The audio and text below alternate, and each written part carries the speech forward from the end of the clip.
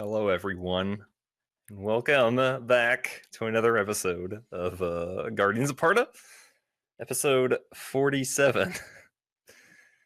All right, now I have to turn Discord off. I hope you're happy with yourself. That's what happens when people try to break me before the stream.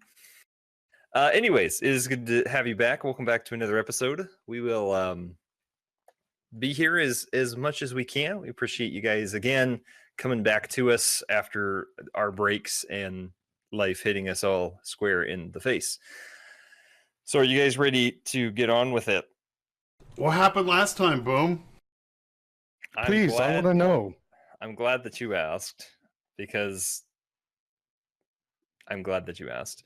So last time you guys made it back to Parna and you went to kind of sleep and figure out what was going on. You got word that the Crazy Wisp had actually made it back to Parna and had taken it upon himself to go through the portal in the basement.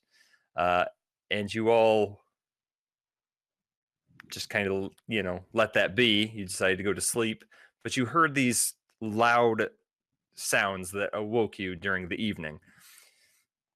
Chad and Inna decided that they were going to be the first ones to go through the portal, and with no sign of the Crazy Wisp, you guys basically encountered the Alloyed Alliance, which were the series of a gold, silver, and bronze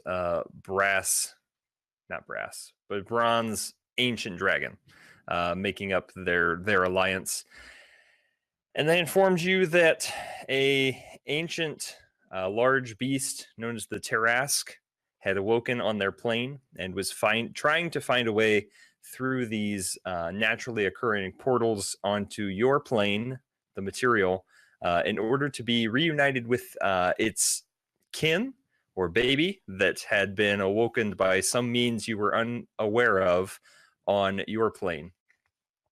You also believe that you heard this awakening when you were leaving the Underdark in Sarbadoon after slaying the Beholder. Sarbadoon. So with that information, you guys continued to track the Crazy Wisp to a large volcano on the Plain of Beasts, where you flew through very slightly to get a look at the Plain of Fire, which was mostly cracked rock, and you found that the portal leading between the two planes was like up in the air. Yes. If the realm was mostly cracked rock, then why is it named Fire?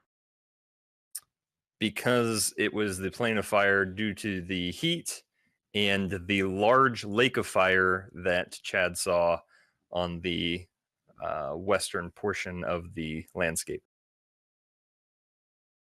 You did not push talk. Okay. All right, then. That's how the day's going to be. All right. So then you guys decided that the Crazy Wisp knew what he was doing and decided to go back to sleep through your different portals back to where you were to sleep. Then you guys basically had a talk on what you were going to do next, and you decided that finding this baby Tarrasque was most important. And so we left you guys where you had suited up, tried to get help from Tokar Wallow, and got on the airship to sail towards Rockfin for some research at the library. Killer. So we will pick up today. You guys are probably about, unless there's something very specific you'd like to do during your airship travel, we'll pick up probably around something very important. We will pick up where you are about 10 minutes out from Rockfin. Have I been driving the airship to Rockfin? No, you have not, because you did not ask. I didn't realize we were on the airship. Yeah, you guys got on and you said we're gonna. I said, well, for time's sake, we'll send you on your way. Okay, I want to take the helm a little bit at least. During the last 10 minutes. Well, okay, so you approach the captain, and he kind of gives you a glance, but continues sailing the ship. I would like to, ever since both myself and Chill died, I've been having dreams of the mage that broke the staff that killed us, and then he disappeared. So I'm going to track down something to draw on and with, and I'm going to sketch out his face. Okay, easily enough. There's enough parchment and ink for you to do that, or you can find a pencil enough to have this representation. So Chad, my cabin on the ship is probably going to turn into one of those forensic rooms with different sketches of him taped to the wall. We can get you some red ribbon. Red ribbon leading from one point to the other. It's a fine line between forensics and serial killer. Just saying. Obsession. So the captain kind of looks over to you, Chad, kind of gives you a glance and a nod, and continues his piloting of the ship. I'm going to have a talk with him after a while, since he's not. Is he relieving command of it to me, or is he saying, "No, I got this"? No.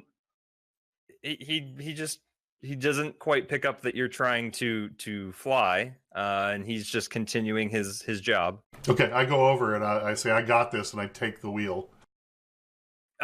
Excuse me, you are not trained to fly one of these apparatuses, and I've worked very hard to keep my stanchion here. So if you could just you kind of prise your hands off. I don't let go.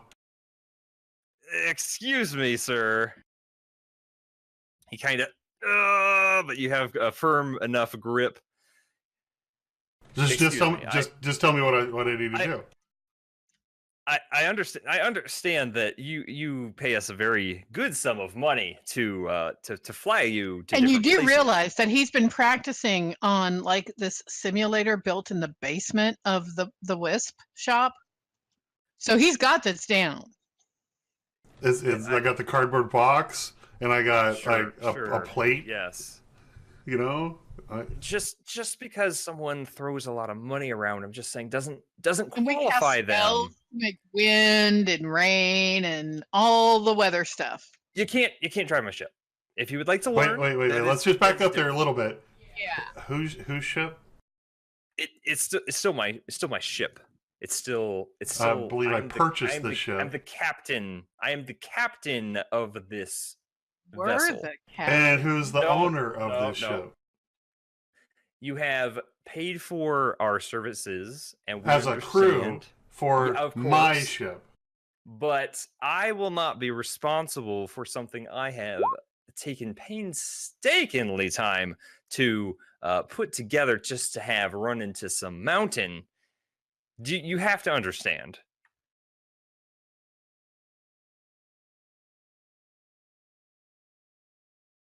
Silence. I support this is my move. I'm staring at him. Another staring contest. I wonder who's going to win.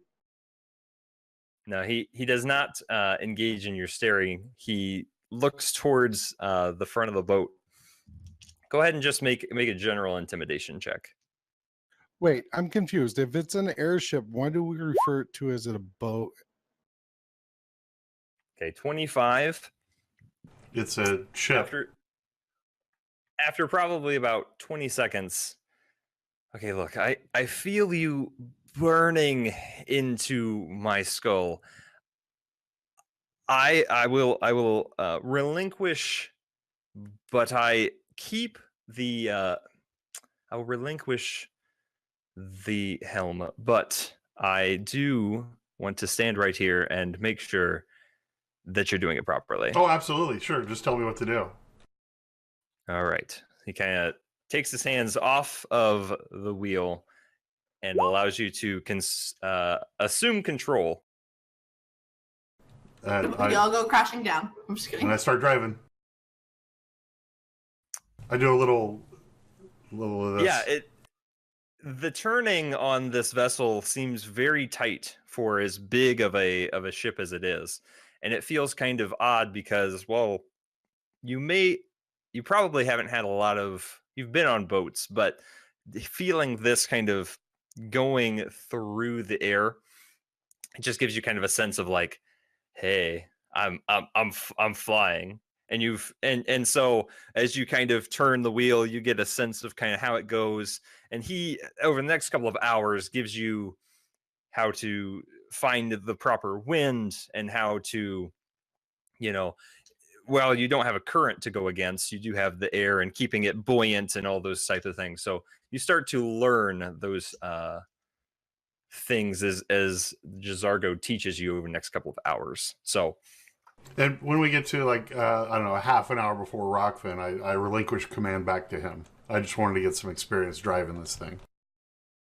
Sure. So you probably would still need help when it comes to landing and taking off, but it's like when your parents give you the car and they have their feet on the brakes and the gas, but you get to steer. You at least can do that, and you didn't hit any trees or anything. So I'm just gonna go with that. Okay. So you successfully navigate your guys' selves, and so a couple of hours later, where would you like us to dock? As there is no place for an airship to really dock in Rockfin. How about you take us to the front gate, drop us off, and then just hover again, and we'll go do our stuff, and we'll let you know when we need to come back, or when we need to get back on the ship. Very well. We can do that. I'll send a We'll signal. do our best. So you guys watch as you start to approach Rockfin. You kind of make a wide turn as not to engage, as none of the cities really in your kingdom have really seen airships. And so Rockfin, knowing Rockfin would take this as a threat, Jazargo takes proper care to go out and around the city, just making sure that there is no miscommunication as to why they are here. Do we have a Guardians of Parna flag? I don't know, do you? We should make a Guardians of Parna flag. I think I haven't seen any of these. I think eventually, if we go to enough towns, they're going to know it's the Guardian Parna airship. True. But we have like a pin or something, right? We're gonna put GOP on the side. No, we're not. Well, I know, 'cause eventually we were talking about how instead of just having just the Guardians of Parna reaching out to all the other towns and getting franchising and doing like the Guardians of Calriga. But don't we have like a pin? We have a badge. Yeah, thing. We have the Revorhu pin. We have the Guardians of Parna insignia badge thing, don't we? I thought we got one that was Guardians of Parna. You were given Revorhu pins to start Oh. way back in the day. We should make a flag.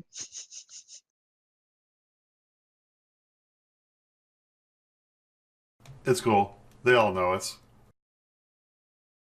So is I'm there sure anything you that'll- guys would like to get off the ship before you exit? What's the status on Chill? He's alive and well. He should be perfectly good now. Rested, full hit points, all that stuff. Yes. I'd like to spend 5 minutes just petting Chill. Okay. He seems to really, really miss it. So right now, you guys will have to figure out if you have a better way to get off the ship, because they're not actually going to land. They're probably going to hover so that you can drop some ropes and get to the ground, and then they're gonna take off again. They don't really have a way to land. Doesn't Chad have that belt that he can hook to the side and we can? That's go down more for climbing. It's only got like, I don't know, 15 feet of rope total. But we all have rope. I mean, the ship has. I'm sure the ship has a ladder rope. We'll just drop that down. Yeah, and take there's that. Okay. How are you gonna get Chill down? Strap Chill to the back of Chad. I got this. Sure. Perfect. So then you guys exit the vehicle, making it onto solid ground. Vehicle, the boat, enough to get down and outside enough of the city limits just to make sure that the boat is kept safe. But as soon as you are all down, they pull the rope ladder back up and start to zoom just high enough to wait until you guys are done. So you approach, and you have no trouble getting through the front gates of Rockfin. This is a pretty large city, and there are people kind of coming and going. Not as many as there used to be, but it seems that travel is starting to kind of come back. Trade routes are probably beginning to be established again, as the beast issue is slowly becoming better, albeit not entirely fixed. And so, where are you guys going once you reach the city? To the library. Okay. Who is leading your charge to the library? Zinies. Yeah, Okay. that doesn't sound like something Chad would lead. Make a investigation check to try and figure out where the library is located. And I have brought one of my pictures of that mage with me in my pocket. Okay. Would I know where the library would have been when what's his name came and did research for me, and I asked about the library. The little guy that got stolen. Yeah, Lockley. Lockley. He didn't quite tell you where the library was, but he told you he could help you get there if he was around. Yeah. How about a 21? Pretty good. As you're kind of walking through and starting to see parts of the town you guys haven't quite been through this way yet, as you've come from other ways before. But easy enough, you're starting to ask some people. You do find a town crier who is just kind of yelling loud headlines. You hear, large airship in the sky above. Not sure what's going on. I just want to approach him and put my finger up to his lip. And then I'm going to pull out a gold coin and be like, where's the library? Right. Kind of takes your finger off his mouth. It's right down this way. Large building, jade, can't miss it. Large pillars. Lots of people in reddish robes. Got it. I'll start like walking towards the direction that he said, and I'll flip the coin over my shoulder back at him. I mentioned to him that that's the Guardian Parna airship that's protecting the lands. And that's all I say, and then I just walk off. Okay. As you guys start to walk away, you hear, Guardians of Parna airship here to save us. Everyone, be calm. It is fine. Large darkness overcoming other kingdoms. Seismic disturbance over at Liln. Not sure what's going on. Parna rebuilt. Guardians are saviors. This is the worst crier ever. How can you have like tectonic displacement above the town? What? You said seismic troubles in Liln. Disturbances. Yeah. You said above Liln. Over at Liln. Yeah, over it. So you can't have seismic things No, above over the ground. at. Over at. Oh, okay. See, he didn't say at. Why does Over Liln at. sound familiar? Oh, Hold on. Going through notes. Liln sounds familiar. I know it's a town on the map, and I've used it in the ABC It's Book of Aurora's town, Parna. isn't it? Isn't she dead, crushed by an earthquake? You evil man. I didn't do anything. Yo, is my boo? Is she dead? I thought your boo was from Stillwater. No, she's from Liln. I thought, unless I got her confused with my mini in my harem that I have in the airship. You know what I'm talking about? Una is from Liln. Yeah, She was the council member from Liln at Stillwater. yeah, and she had a skyquake over there. Why are You we gotta all be careful of those speaking in past skyquakes. Why are we all speaking in past tense? I was speaking past tense because that's what you Because he learned killed her. in the past. You don't know. Oh, trust me, I think by now Zen would know. Mm, You know, he used to feel things, Boom, and then you killed him. You dropped a mhm. tower on him. You'd think Zan would just stop loving things. I know, right? Hey, Chad, I love you. Thanks, buddy. Oh wait, you did love me until. Yeah, I did love you and you. Oh, It's just gonna end with the world crumbled except for one mountain peak with Zan sitting on top of it.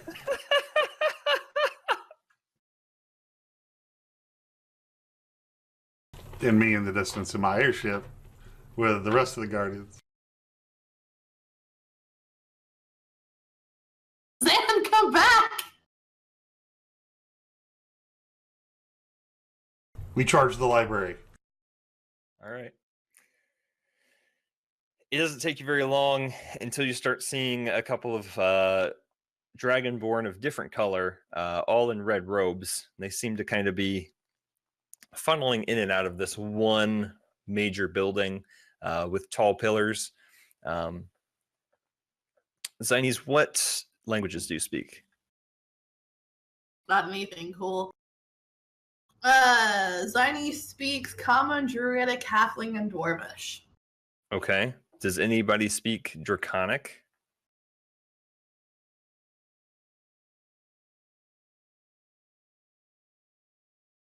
I don't. But I do. I can speak with animals. And Right. aren't Drakons an animal? But this is something written. I have it on my list. Okay. Then you just find the inscription on this large building, the Library of Eleanorn. Okay, so I just kind of read it out loud, but kind of under my breath.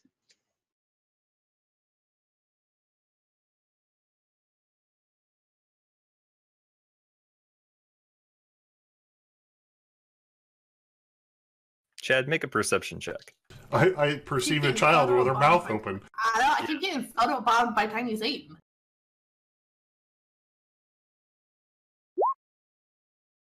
Okay. So as you guys start to head towards and into this library, you overhear a conversation between two Dragonborn talking about how they are.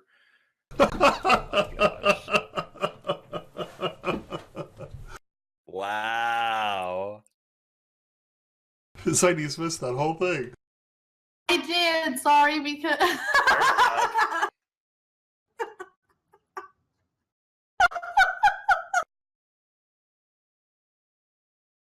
Please revive me, Resurrect. I'm still here. Ash, Yeah. clip that, please, Ash! I dwarven barbarian resurrected you. That just means I smacked you in the face. Do I take bludgeoning damage? Depends. Chad, you overhear a conversation about a couple of fighters bowed out of the fighting pits this afternoon, and they were looking for a couple of brave people to earn gladiatorial status. How long you guys think you're going to be in the library? Probably at least a couple hours. How long do I feel that this gladiatorial thing is going to take? Well, when you guys came the other day, the fights lasted anywhere from a couple of minutes to maybe 10 or 12. I start pulling books from the shelf and opening them bare my face. I just do this with Chad, go, shoo. Maybe I should take Chill with me. If there's any problems, I can just send them and get you guys. Chill, they're here. Come with me. I got this. I'm going to go fight in a pit. Is Anne going with you? It's up to Zan.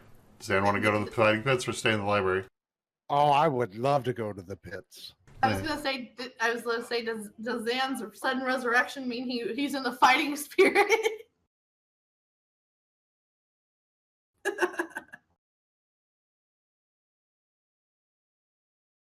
Okay. So do you approach those individuals, or do you just head over? You've been there before. Do you just want to head over there? I'm sure I'll approach those guys and say, well, hey, what you guys talking about? What's up? Two red dragonborn in full plate armor kind of look over to you. We were just talking about how a couple of the fighters, jumped out of the pits today. We were looking for, well, you probably wouldn't be interested in anything like that, but we were looking for other people that could help give a good show to, the people that, well, like seeing people fight. Huh? What's in it for me? Well, if you want, I mean, you can always sign up for the gold purse at the end of the rainbow, or there's one individual that has been known to give favors, sometimes magical favors, to those who do very, very well. All right, I'll take a stab at it. no pun intended. That's a good one. That's good. It'll be a shame when you're dead. All right. Well, if you follow us, we'll take you on over there. We'll get you signed up. And is your friends coming with you? Were you coming, X? Were you coming with it? All right. He's coming. I don't know if he wants to fight or not. I like a tussle. Very, very well. Very well. Right this way. So they start to lead you guys towards the fighting pits, where you, I think most of you actually did not go in because you were waiting for Bearwelf to apprehend Chafa. So you head over that way. So that means Inna and Zines, you are left in the library. Go ahead and also make perception checks.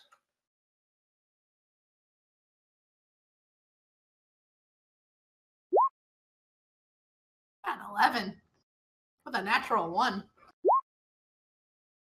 Wow. Okay. We both rolled 10. Okay. Where are the books again? Where are the books? Well, you guys enter into this space, and you can see that there are books upon books, but this library is set up in a really nice fashion. So you kind of walk in, and there's this large atrium with the floor being tiled, which is something that it's usually just left to be stone, but this was very nicely tiled. It looks like it's been here for a very long time. And as you approach, there is actually an elven man who is standing behind what is this front desk in red robes with kind of a signet on one of his lapel. And as you kind of approach, welcome to the library. How can I be of service this day? Me and my friend here would just like to do a little research. What is it that I can help you in researching? We have many books on many topics, and if I can find you to the right way, I will be of service if I can. Plane shifting. Plane shifting. Are you trying to plane shift something else or yourself? No, just trying to figure out how things can plane shift. We're not interested in doing it at the moment. Just trying to see how something else might get here from another plane. Right. Well, I will take you to our planes section, and I'll let you find from there. My name is Algernon, by the way. Come right this way. My name And he is leads you Zeus, down kind of hello. Guardian of Parna. I hear that your city is already being rebuilt after a couple of months. You had a tussle with some undead. Is that correct? Tussle is putting it lightly, but yes, we are rebuilding. Well, I am glad to hear that the city was not taken out. We're still kind of mourning the loss of Tarfon, if you catch my drift. We have a lot of the refugees. I understand. Well, it is very good of Parna to take that up. We are glad to have you still with us. This opinion is not shared by many, but it is by me. I've been around for quite some time. If you follow me, I'll take you to the plains section, and we'll get you started at least. So While we head over there, I hand him the piece of paper with the guy, and I say, "And I'm looking for this dark mage." And I spent her whole time on the airship making wanted posters. I don't recognize this individual, and I'm not sure if we would have anything that would help you, but it is something that I'll keep an eye out for. Do you have any more of these pamphlets? It's just a single page, but yes, I do. Well, if you brought them, I would be happy to distribute them for you and see if we can find this dark mage. Isn't something I'm familiar with, but I'd be happy to help if I can. They're the ones that destroyed Parna. Well, partly. We'll keep an eye out. So he and leads killed my you... puppy. Oh no. That's the big one. His face kind of gets downtrodden, and as he walks in front of you, he leads you down a couple of corridors, and you just kind of can see these perpendicular hallways that just lead to rooms full of books that seem to not even have ceilings, that just go up and up. And he leads you to a smaller room that is circular in nature, and you just have basically the walls are shelves.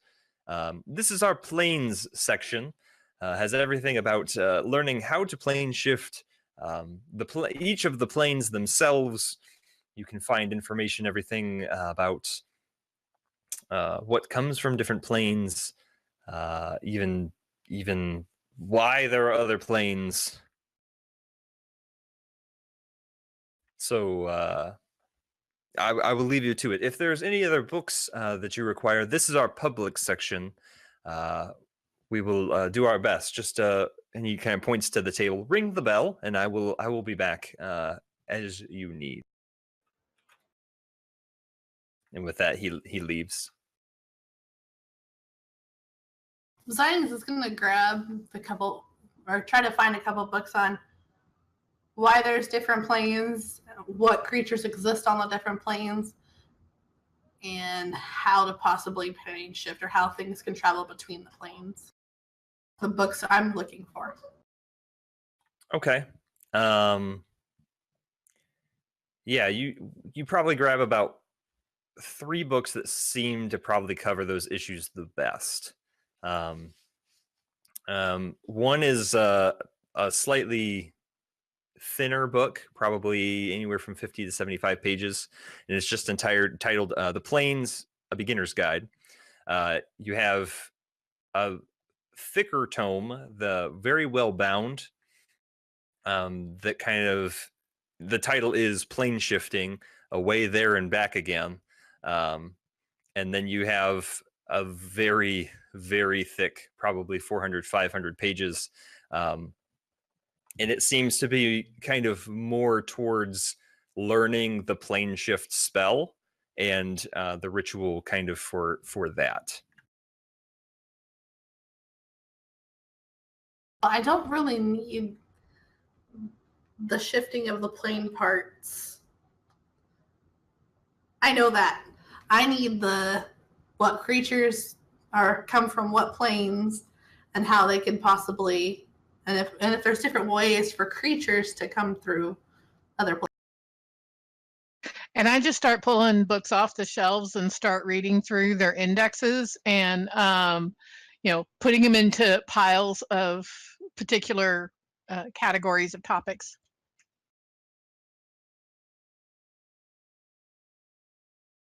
So how much time do you guys want to spend? Because you could probably kick out the first book pretty. I mean, you could probably get a good quick read on that. It's the second book will probably take you a good couple of hours. We'll probably be here until Chad and Zan show back up with Chill.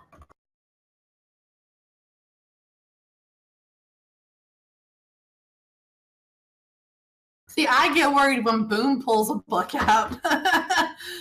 He used to get worried when I pull him out.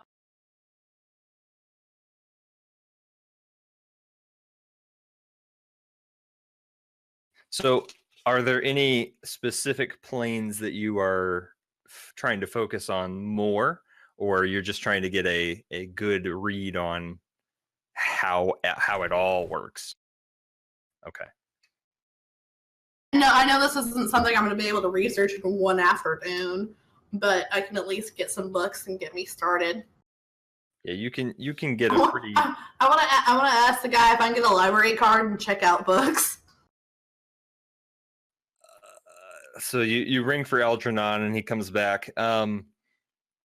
Typically, lending books within the city is not something we typically would do. If you're going to take them out of the city, that is even more not. But because you are here for Guardian business, and that's something that I would like to support as much as possible, you can take these if you would like. It's our private collection that we try to really keep here. So these public books, I will allow you to take. Do I need to sign anything? No, just come back when you're done and please make sure they're still intact. All right, so I'll keep my little stack of books there, and I'll just start reading through them while we wait for Zan and Chad and Chill to do their. Okay, so you start reading, and you said you're just pulling books that might look interesting, that might help you guys by category of what they're talking about, and then I'm also keeping everybody else in the library away. Okay. I picture like as soon as Anna's got all that and she picks up her book, like me and her just sit back to back and just start going through the books. There's no one in this chamber, but you do see there is another so there's the main hallway, and then there's a small hallway into your chamber. So there's directly opposite, there's a small hallway into the next chamber over, and you see one lone figure in there in kind of these dark hooded robes that just seems to be kind of not looking at you, but thumbing through something. I don't trust anyone anymore, so I am going to. My investigation sucks so bad. But I'm going to try it just to see if there's anything I can discern from this person. Okay. Investigation. Or should it be perception? You can roll perception perception if you're just trying to get a general like look at them. Insight if you're trying to like figure out if they're stalking you or something like that. They don't seem to be too concerned with you guys. They were there when you arrived. But they just kind of every few minutes are just flipping through pages. And as you just go ahead. I want to wander over and just take a look at the names on the books that they're flipping through. Okay. So as you enter into this chamber, they're the only person here. There's a couple of candles lit. And as soon as you enter, you just hear strange things going on over in Ruidan, wouldn't you say? That's not a name. Could you put it in chat, please? Ruidan, really? Ruidan is one of the 4 kingdoms on Calriga. Okay. What strange things? Sudden darkness, lots and lots of darkness, spreading, coming our way, coming our way. Hello, I'm Enna. They don't seem to look up. You just kind of catch enough of a nose, a very pale complexion, and they just kind of. I don't work with names.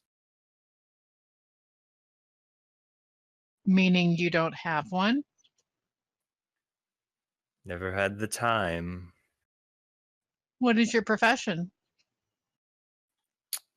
I like to dabble in things.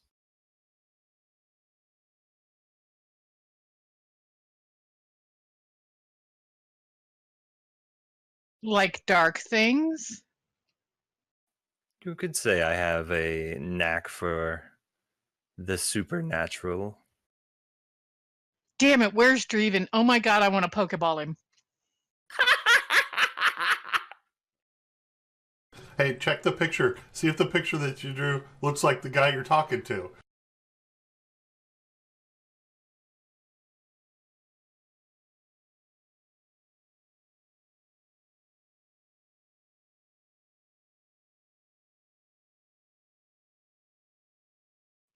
I'm Enna, and I'm one of the guardians of Parna.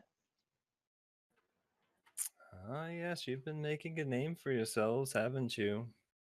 Yeah, we try. So I would like you to be a little bit more forthcoming since you feel it necessary to provide me with information. I would like to know who you are so I can validate the information you're giving me. I don't see a need for that. I was just making conversations with a stranger.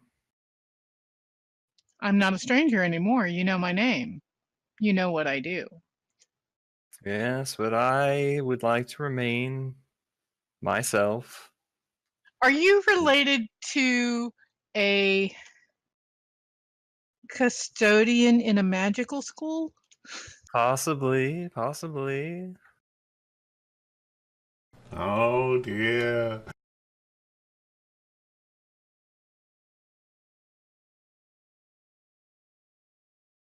Have you ever heard of the Feywild? Yes. Well, there are some strange happenings happening over there that have crossed into our world. Trouble for some, joy for others. Joy for whom? Those of us who are happy she is coming. She? Yes, the great queen is coming, possibly here. What's her name? Oh, you would know her name. You will know her name. See that lady?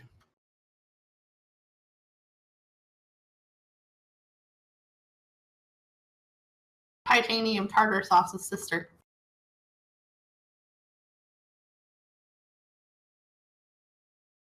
I thought it was just Chitter come back to, she claimed her stake out there, became queen, and now Chitter's coming back, right? Titanium tartar sauce was actually. Titania. Thank you. Is it Titania's sister? With that, you kind of watch as they slam the book. That is not who I am talking.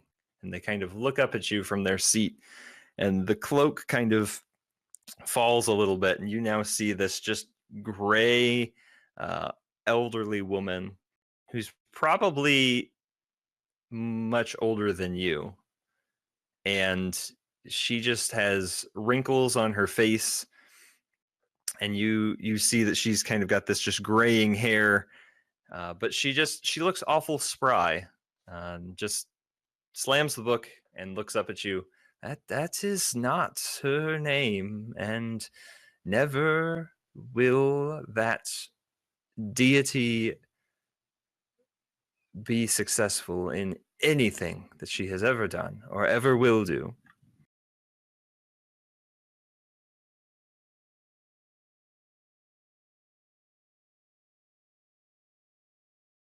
Okay, seems like you don't like her very much. We actually Quite. call her titanium tartar sauce. That's our nickname for her. She kind of pulls the hood and back over her head. That is a little better. Well, I hope you find what you are looking for. And Is there any other useful information that you could give me about the darkness that's spreading? she is coming soon. He watches the figure kind of stands up. Not threatening, just she slowly stands, and you watch as she retrieves from under the table just a simple walking cane that you didn't notice before. She starts to walk out of the chamber, just saying, she is coming soon. She will be here. She will make us all her people, and she will save us. And she turns the corner and starts to walk out the main corridor.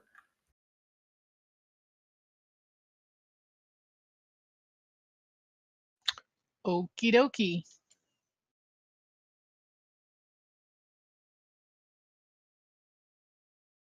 Okay. So you guys continue your study in the library, undisturbed. And Chad, Chill, and Zan Falcon, you make your way over to the fighting pits, where you find this large coliseum that you have seen only from the exterior before. And the two Dragonborn that take you, they get you to the gate, and there's a little bit of a we found some fighters. He turns to you. Normally there would be an entry fee, but I'll cover it for you since you're putting us at you're making up for a gap here. So we'll get you in. Cool. Thanks. Yeah. Come on in. So they usher you in, but before you get all the way in, you do see the main table with a box with a little slot in the top, and there is a man taking bets. Place your bets. Apparently we have he kind of straightens his glasses, a wolf, a human, and a dwarf going against it's smudged out, but A versus B. Take your choices. I would like to bet. Wolf's not fighting. Chill's not fighting. He's just chilling. Oh. A human and a dwarf against... It's still smudged out. If he's not fighting, can he be our chill leader? Totally. I'll allow it. Oh my gosh. I just got it. That's so bad. Took you a second. It took me a second. So can Zan go ahead and bet on this? Is he allowed to bet because he's participating? I mean, how Um, fine is this establishment? Because Zan's under the impression that it's just a bunch of scallywags. You go ahead and approach, and the guy. You're placing a bet. Yeah, I'd like to bet on the human and dwarf in this. The human and the dwarf. How much? 369 gold. 369. That's such an odd. Not. Wouldn't care to make it even. I hand him 368 gold. All right. 368 gold it is. And he kind of takes a look at you. You're not competing, are you? No, I'm a dragon. Make a persuasion check. Come on, nat 20.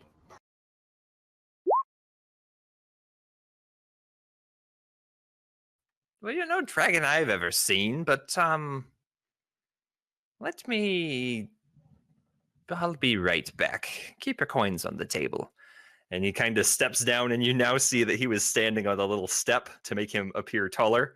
And he kind of steps down, and he walks over to one of the dragonborn that actually brought you, and a couple other officials. And they have some conversation, and he comes back. I've just been informed that you are the human. No, I'm the dwarf. Oh. Well, I'm sorry. You cannot bet in this situation. I'm sorry. I'm clearly sorry. I'll gonna have to give you your money back. I prod Chad to send Chad forward to see if he can bet. I'd like to bet 368 gold on myself. No, you can't bet on yourself. That's against the rules. I'm sorry.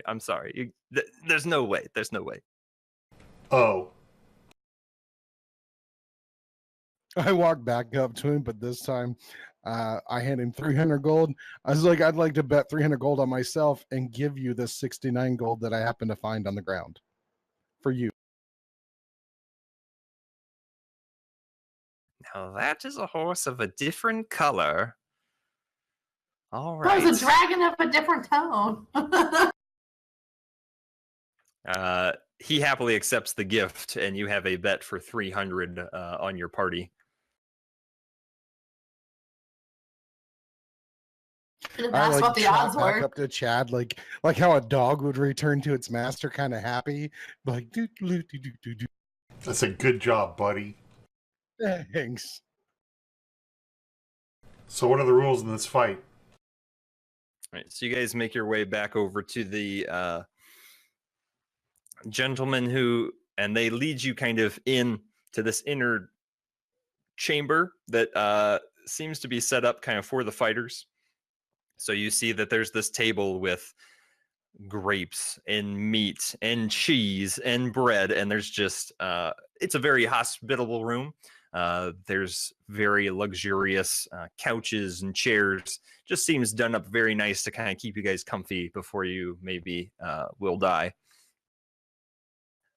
So here's the deal.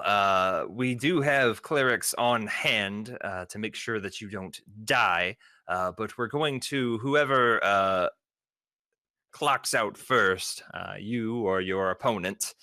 So if both of you are down on the ground and out for the count, we'll send someone out to make sure you don't die, but you're most likely not going to then win. Same for the others. We'll make sure that they, your weapons are going to be no good. We try to keep the things on a steady, even keel, so you won't be able to use any of your magical weapons. You'll only have to use what we provide. That's not cool. Well, we try to keep things pretty even. It wouldn't be very fair if you had potentially an axe that could cut things down. Then there's not a lot of fun in that. But if we give you an axe that you have to swing pretty hard to hit something, and we give that to your opponent, then we're going to have a good fight on our hands. We're always looking to provide entertainment to the masses. All right. Magic is allowed as long as you are going into a magic battle, which you are.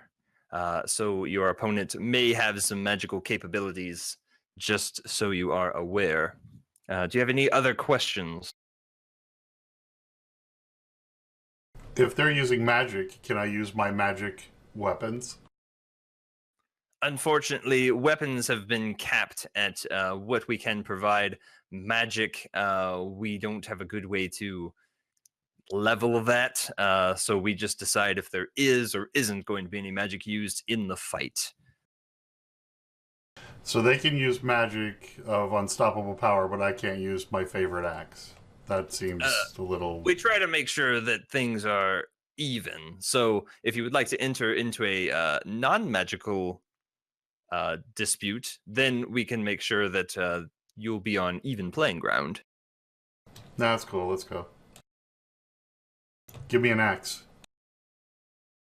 And he kind of points you over to, they have a very long weapon rack with different axes of different qualities. You could basically find anything you were looking for, maces, flails. They have any kind of axe you could want.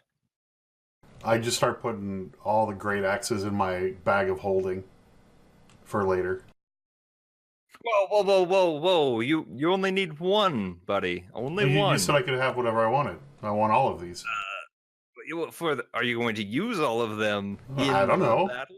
I haven't tested these. What if they break during the battle? I haven't tested these. These aren't battle-tested axes. We have not set you up to fail. Why would we set you up to fail? What do I do in the middle of the battle if the axe breaks? What do I do then? Are you just going to go, wait a minute, let me get him another axe? Well, no, that's on you. But you... All right, I see your point. But only two. Two more? Okay. And I put two more on my back. No. It's not... Oh, I see you're just going... I put one back. There you go. I'll return them when I'm done. Sure, no problem. Very well. Does your friend require any anything before we set you loose? Listen, he has a name, and his name is Zanfalcon. Very well. Talk to him. I got this mace. Can I use this mace? What kind of mace is it? It feels like it's a heavy mace. Would you like to fill it? Sure. Constantinople, come here. This man comes over. What mace are you letting them look at? The mace +1. Okay. So he kind of looks it over, and you are very familiar with the identify spell, and he kind of, you're not going to be able to use that. Sorry. We have plenty of other maces. This one is magically immune. I hold up the hilt to my sunblade, and I'd be like, well, then can I just use this as brass knuckles? In my best persuasion. You can attempt to persuade them.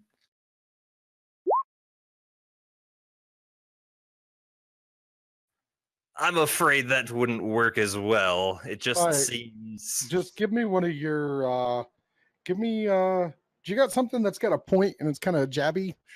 Like a rapier? A sword? Oh, rapiers, yes. If you look to the left there are plenty of rapiers you can use.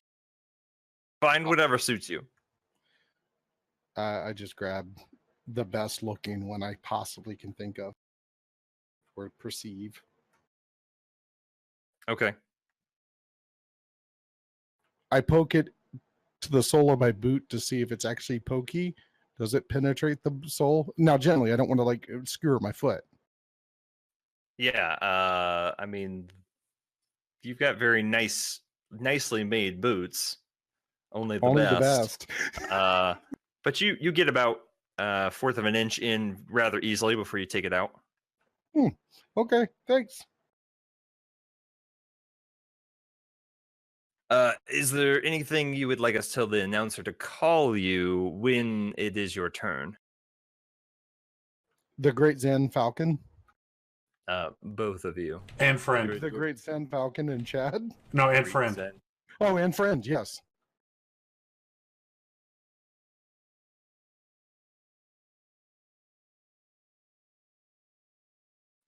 All right. Well, just wait for them to call you, and you'll be ready in a short time. Chad, we got this. We can try. I go through the axes that I collected and select the one I feel will do the best. Okay. So just make sure you have a I have a battle regular axe. great axe, yeah. Okay. And yeah. While we're waiting, is there any kind of potions or food or anything? There's a great buffet of food, and wine and things that you can have. There don't appear to be any like potions or anything to take with you. No. I don't trust their food, so I'm going to make sure I put a little bit of bread in my tummy from one of my rations. Okay. My lumber bread. It's good.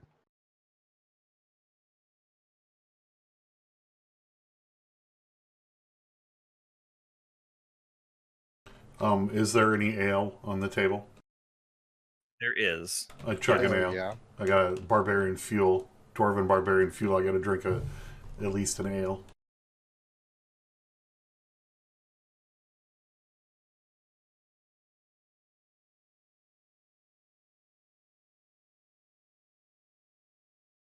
Okay. So you guys wait probably 15 minutes until the battle that is currently raging. You hear the crowd cheering, and then you hear some silence, and then you hear more cheering, and you watch as the two clerics run out into the Colosseum. And after a moment or two, they are dragging back these three dwarven. They appear to be your size, Chad. These three dwarven men that just have wounds, and they appear to be conscious, but they look like they were just given quite a beating, and they pulled them back. And then one of the two Dragonborns comes to you and goes, I think you guys are going to be on next. All right. This doesn't bode well, but let's do this.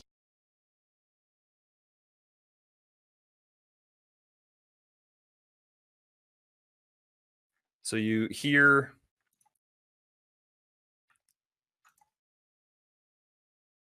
coming from the you hear, and that was a great fight, was it not? Yes, let's hear it again for the Stormbreakers. And now I give you their leader. This is quite a treat for us, as he comes from quite some distance. But I give you this giant, who has been looking for quite some time for whoever fell his brethren. He has quite a chip on his shoulder. I give you the leader of the Stormbreakers, Razaroth, the Storm Giant. And you hear just erupt this, ah, ah. And they kind of, all right, you gentlemen. Zan swallows really hard and looks at Chad and says, I think I once ate his brother's toenail. How'd that go? I was really strong for a while. Was it old Zan or new Zan? It was old Zan. Remember that Okay. potion of Storm yeah, Giant yeah, strength yeah, that yeah. I got in the very first dungeon? That'd Like come one in of the really first handy ever about ones that now, I wouldn't it? quaffed? That'd be Yeah. handy right now, wouldn't it?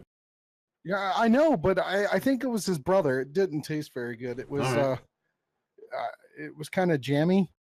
Well, if we take this guy down, why don't you take another one of those toenails and we can make another one of those potions? Yeah, definitely. Maybe he'll just donate one to us. Why don't we ask? And I now, go. I give you, in the other corner, I have a special treat. The band that was supposed to perform is not here, but we have found someone to take their place. So, in the place of the Ices, terrible name, terrible. I give you Zan Falcon and his friend. Much better name. The great Zan Falcon and friend. The great Zan Falcon and friend. As we walk out, I applaud Zan Falcon. I just kind of bow. You kind of get a couple of people that you kind of hear in maybe the top section going, woo, yeah! But for the most part, you don't have that much applause coming from the audience at this time. With the people who are applauding, I look up at them and point. And they just go nuts. Ah! Go Parna, yeah! Go Parna, yeah! Get some locals in the audience. All right.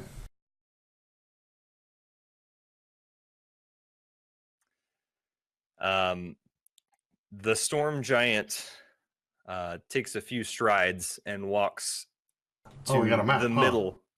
Yeah, if you guys just go down, you should be able just to see. You don't have to put it on the screen unless you want to, but Okay. just so we all can see what's going on if you need visual. But the storm giant walks out and steps to the middle of the arena, takes his sword and plunges it into the sandy ground, and then puts his hands kind of on his hips and waits for you guys to approach. I take one of my extra axes out of my bag of holding and I plunge it into the ground and wait also. You watch as he kind of raises his hand and kind of, come hither. Come hither, brethren, instead of come at me. Or is it like, hey, you look cute, come hither? You do not get that sense. Okay. I approach. Okay. I'm falling behind Chad. I'm holding an action though. If he does anything, I'm gonna instantly rage. Well, you hear the announcer, and now the opponents will shake hands and return to their respective sides for us to begin. I immediately shake Chad's hand and walk away. Wait, are you on his side? No, I'm supposed to shake your hand, right, participants? I don't understand. Yeah, I shake his hand. Okay. He bends down and takes your hand. Good luck to both of you. Have a nice fight, sir. I plan on it. Oh, very wise to plan on things like that. He kind of gives you a look, stands up to his full height, which is, towering around 20 feet. Picks up his sword, his great sword, and starts to walk back to his side.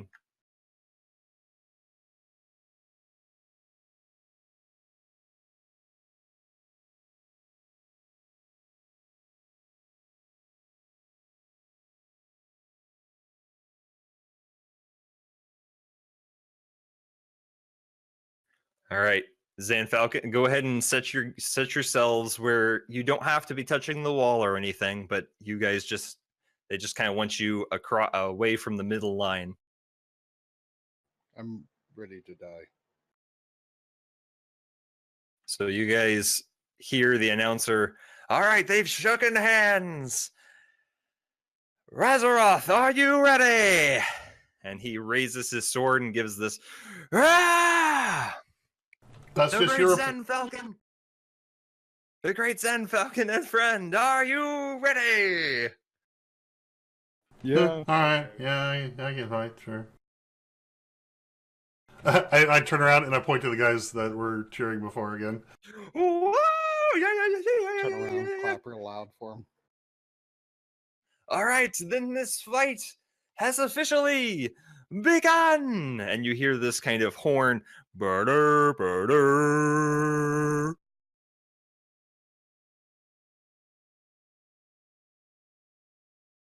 Did we win? Wondering What if do you we're guys rolling initiative or not, or what are we doing? It depends. Are you guys immediately going to spring into action, or are you going to wait to see what he does?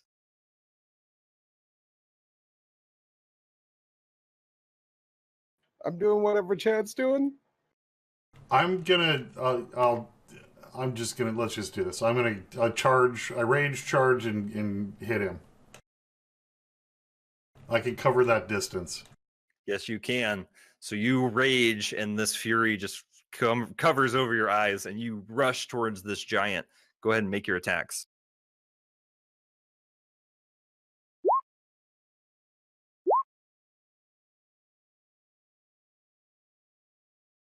$27 and 18. Both hit. Raging it's +3, I believe. Okay. So 31 plus 6 is 37.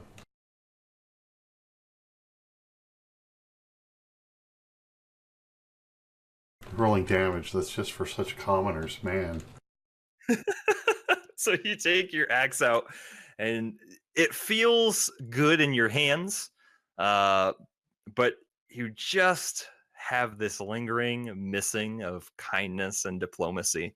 But you think to yourself, this will have to do, and you take 2 swings at his legs, cutting deep into them, and he kind of yells, "Ah!" Zan Falcon, what are you doing?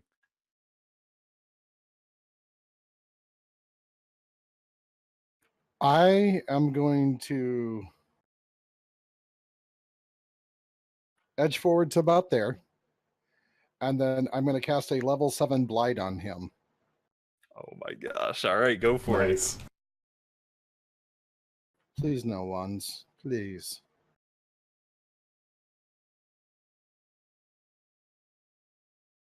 Okay, so he's going to make a con save. Holy moly. He makes the save. So he takes half of 53, so 26. 26. And as my bonus action, I'm going to cast Spiritual Weapon right behind him and then smack him in the side of the head with my Spiritual Mace.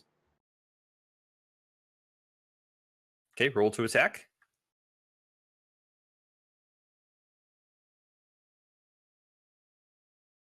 Does a 20 do it? It does. So your spiritual mace appears right behind his head, which is about 20 feet in the air, and you just clock him.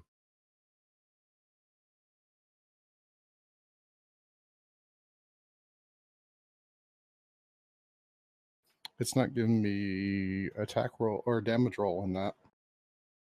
Something must have changed. Hold on. It's asking, when I hit it, it's asking me what level you cast it at. Jaw. You can cast different levels with spiritual weapon. That's weird. Trying to figure out what happened to it. Yeah, it's borking for me. Do you know what the damage is? I can look it up. 1d8 plus spell casting ability modifier. So it's what? 1d8 plus 10? I mean, no, not 10. Herp and derp derp. Plus 5. Yeah.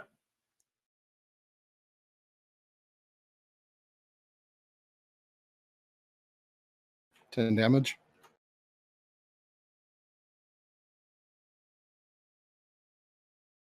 Okay. And I'll try to figure out what went on with the save thing on the sheet.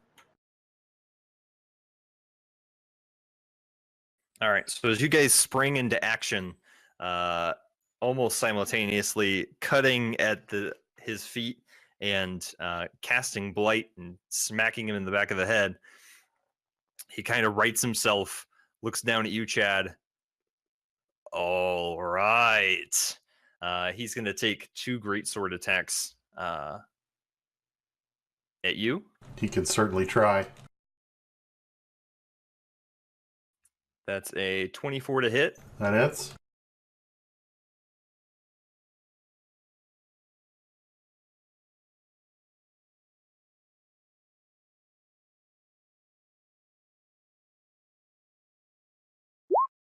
Okay. So 33 on the first hit, reduced So 16? to 16. This is a just regular melee, no special fire or anything like that.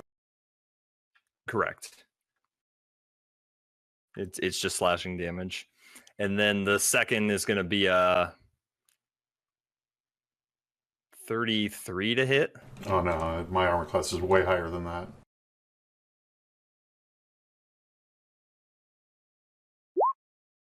So then 23 on the second, so 11.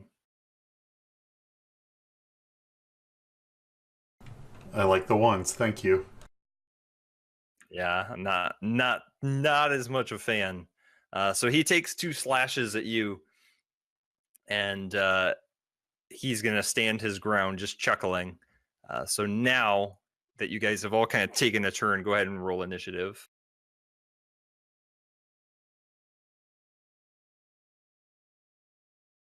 G. Good. Great. What's your dex modifier, Zan? Oh, it's 3. It's correct. I just rolled the. He wants to know who goes first. Oh, did you roll? You rolled the same as the giant, and you beat him out. So it's the same. It's the same turn order we just took. Yes. So what's your dex modifier? His is 3, and mine's 2. So he beats him out. Cool. All right. So go ahead, Chad. I will wash, rinse, and repeat. A 13 does not hit. You go to hit, and you kind of slam between his feet. The second one you take and jam right into his foot, taking a 15. 18. 18, excuse me.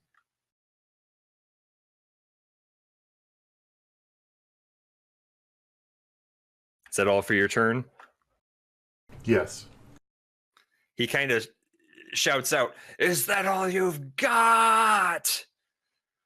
It was harder than your head. Zan Falcon.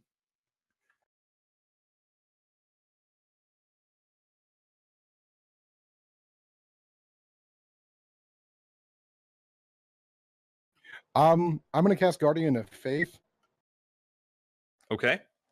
and I'm gonna put it between my spiritual weapon and Chad.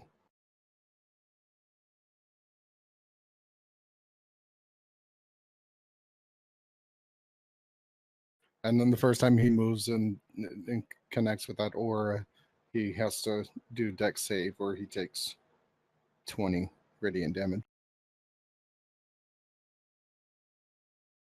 Okay. And then I'm gonna boop his snoot with my spiritual weapon. All right. Boop the snoot. Does 24 hit? It does. 11 damage.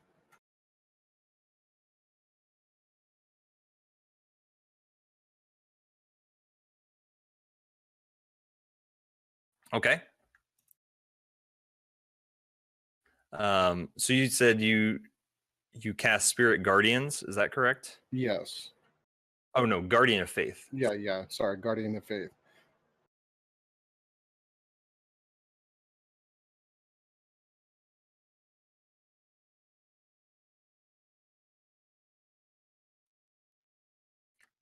Hostile creature that moves to a space within 10 feet for the first time. So if he's already within, so you're casting him within 10 feet, right? Yeah. Okay, so that would probably take effect immediately. Is that what you're Yeah. hoping? Okay, just want to make sure. Okay, so let's roll the dex save then.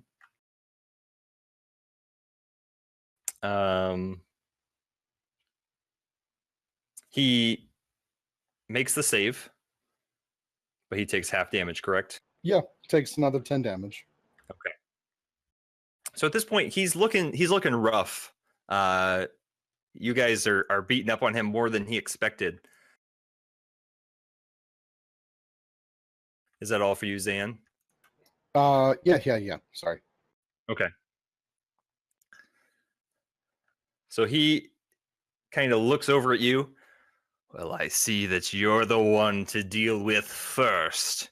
And he takes his sword and points it a little behind you. And this giant lightning bolt comes from the sky and just... you need to make a dexterity saving throw. Thunderstruck. Nice. So you look up and dart out of the way just enough. The lightning bolt comes down and slams into the ground, catching your feet, but not your whole body. So you take 27 points of lightning damage. Boot damage. Yeah. Don't, Thank goodness. I rolled a 23. Don't Pegasus and boots aren't they? Don't they limit the damage from? I think yeah, they're permanently grounded, so the lightning bolt just goes through the boots into the ground and no damage. What was the half damage again? I'm sorry, 26 or 27? What was it? 27. Thank you, sir.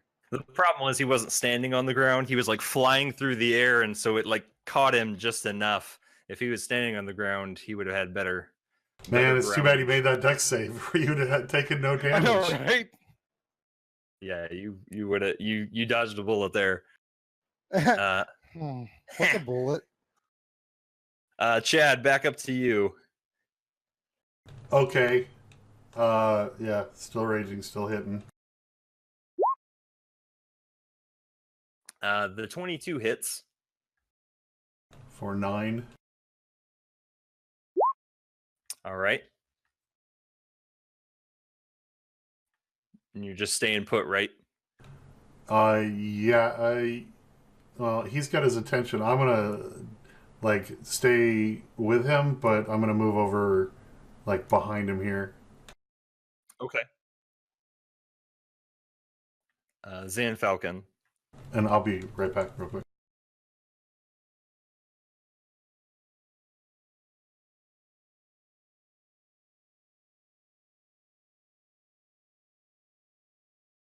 One second. And from in the crowd, you start hearing, Sand, sand, sand, sand. That one guy that remembers.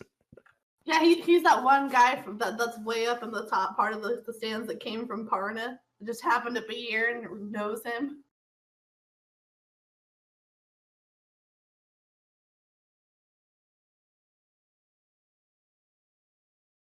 All right, I'm going to cast a flame strike to the side of my spiritual guardian. Okay. By the way, that one guy that's up there that's yelling Zan, Zan, Zan, his name is Ash. I know Ash's girl.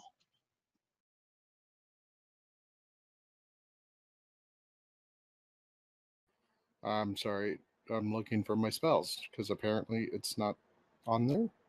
There it is. I found it.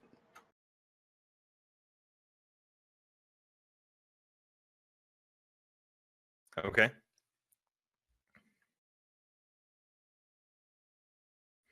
So that save he does fail.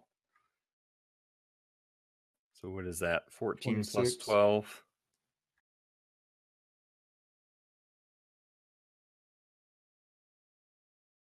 Okay. So as the flames like curl up and he starts to take damage. He kind of looks at both of you, starting to kind of get frazzled, and he's not doing as well as he would have thought. I'm going to boot him in the snoot though before he does anything else. Okay. Does 11 hit? No, this time he's ready for it, and as your spiritual weapon swings, he ducks out of the way, and it just gets full of air. But as he does that, he's going to turn his attention over to you, Chad. He's gonna take 2 swings. Okay. It's an 18 to hit. Meets. And a 27 to hit. Yeah, well, you know. Do I really need to answer?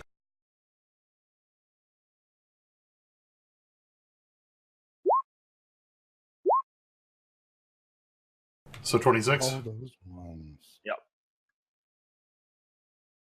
Yeah, all those one. I don't want it. Yeah. You're If just I- like me. If I had more d6s to roll, I'd be rolling them, but it's just faster to roll that in the chat. Yeah. First, you roll 20. My feelings exactly.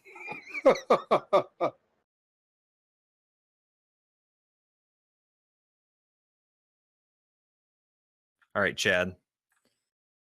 Okay. I'm going to do the thing again.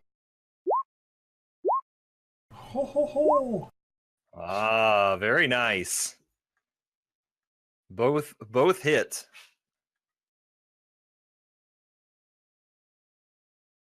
That's 34 plus 6 is 40, plus I'm going to hit him again. Because I want to. Nice. Are the clerics even So going to make it out of here to save him? So that's another 15. So you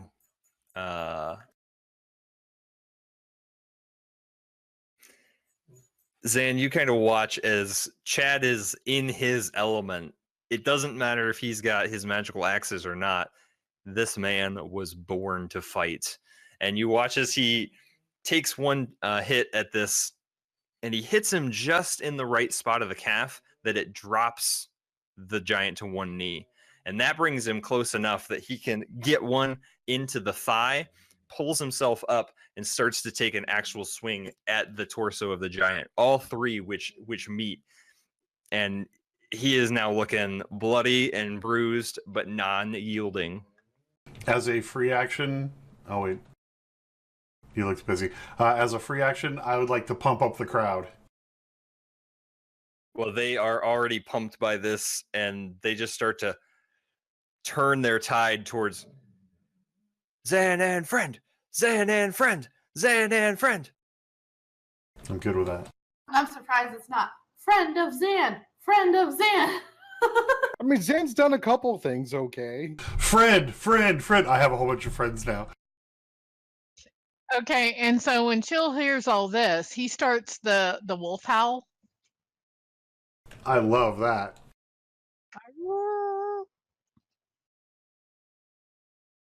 Does it... Sorry, I was drinking. Does anybody else join in with Chill? Just curious. You hear the group from Parna start to go, ah! I totally would have done that if I was in the crowd and a wolf started howling.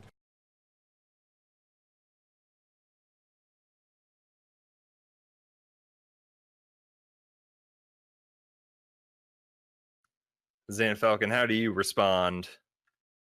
And I clips his respond. toenail. No, I'm just kidding. Just FYI, Wade would definitely do that. In fact, at Safeway, when someone's at the checkout and they donate, the register person calls out, so and so donated, woot woot, and you will hear Wade from wherever he is in Safeway, his booming voice woot wooting. Whoop whoop! I join in. I would like to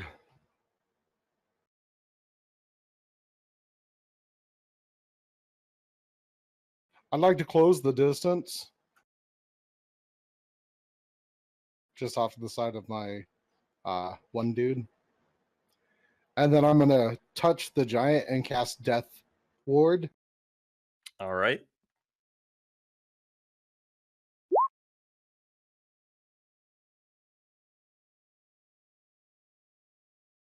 And as I do that, I want to tell him that we are obviously going to win this fight, but such strength shouldn't be gone from the world.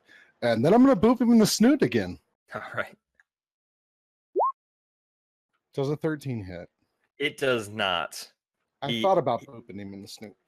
He's getting to the point where he knows that's back there and he knows your pull, so he dodges out of the way just enough. He looks down. Can the spiritual weapon get advantage for flanking since he's engaged with me? I'm gonna rule no. Okay. Just because it's not a person as a threat. If it was like a person, maybe. Well, he can't see it coming. Count that Chad brought him to his knees. So does that count as prone? Yeah, he's not prone. Do you get advantage on what? On the spiritual weapon attack.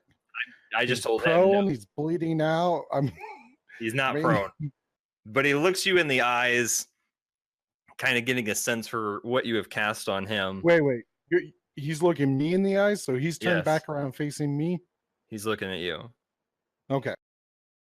Well, he's kind of got Chad like on him at this point. Like he's kind of, jumped up enough to like hack at his chest. So he's like not looking down at him. He kind of looks at you, knowing kind of what you've done. And he kind of under his breath, just enough for you two to hear, just kind of, I will go out with honor. And he's going to take 2 swipes at you, Zan Falcon. I'm glad I moved closer. You wouldn't want to make it hard on him. Come on. That's all right. 2 26s to hit. No. No? My armor class is definitely... Yeah. Oh, cool. Okay, nice. So 61 points of damage. As a free action, can I wink at him and blow him a kiss? Of course. Thank he you. returns your wink. Heck yeah. Now that you are like bleeding profusely from this great sword, just slashing you twice so fast you didn't even notice. I'm okay. All right. Totes okay. All right, Chad, how are you going to finish this guy?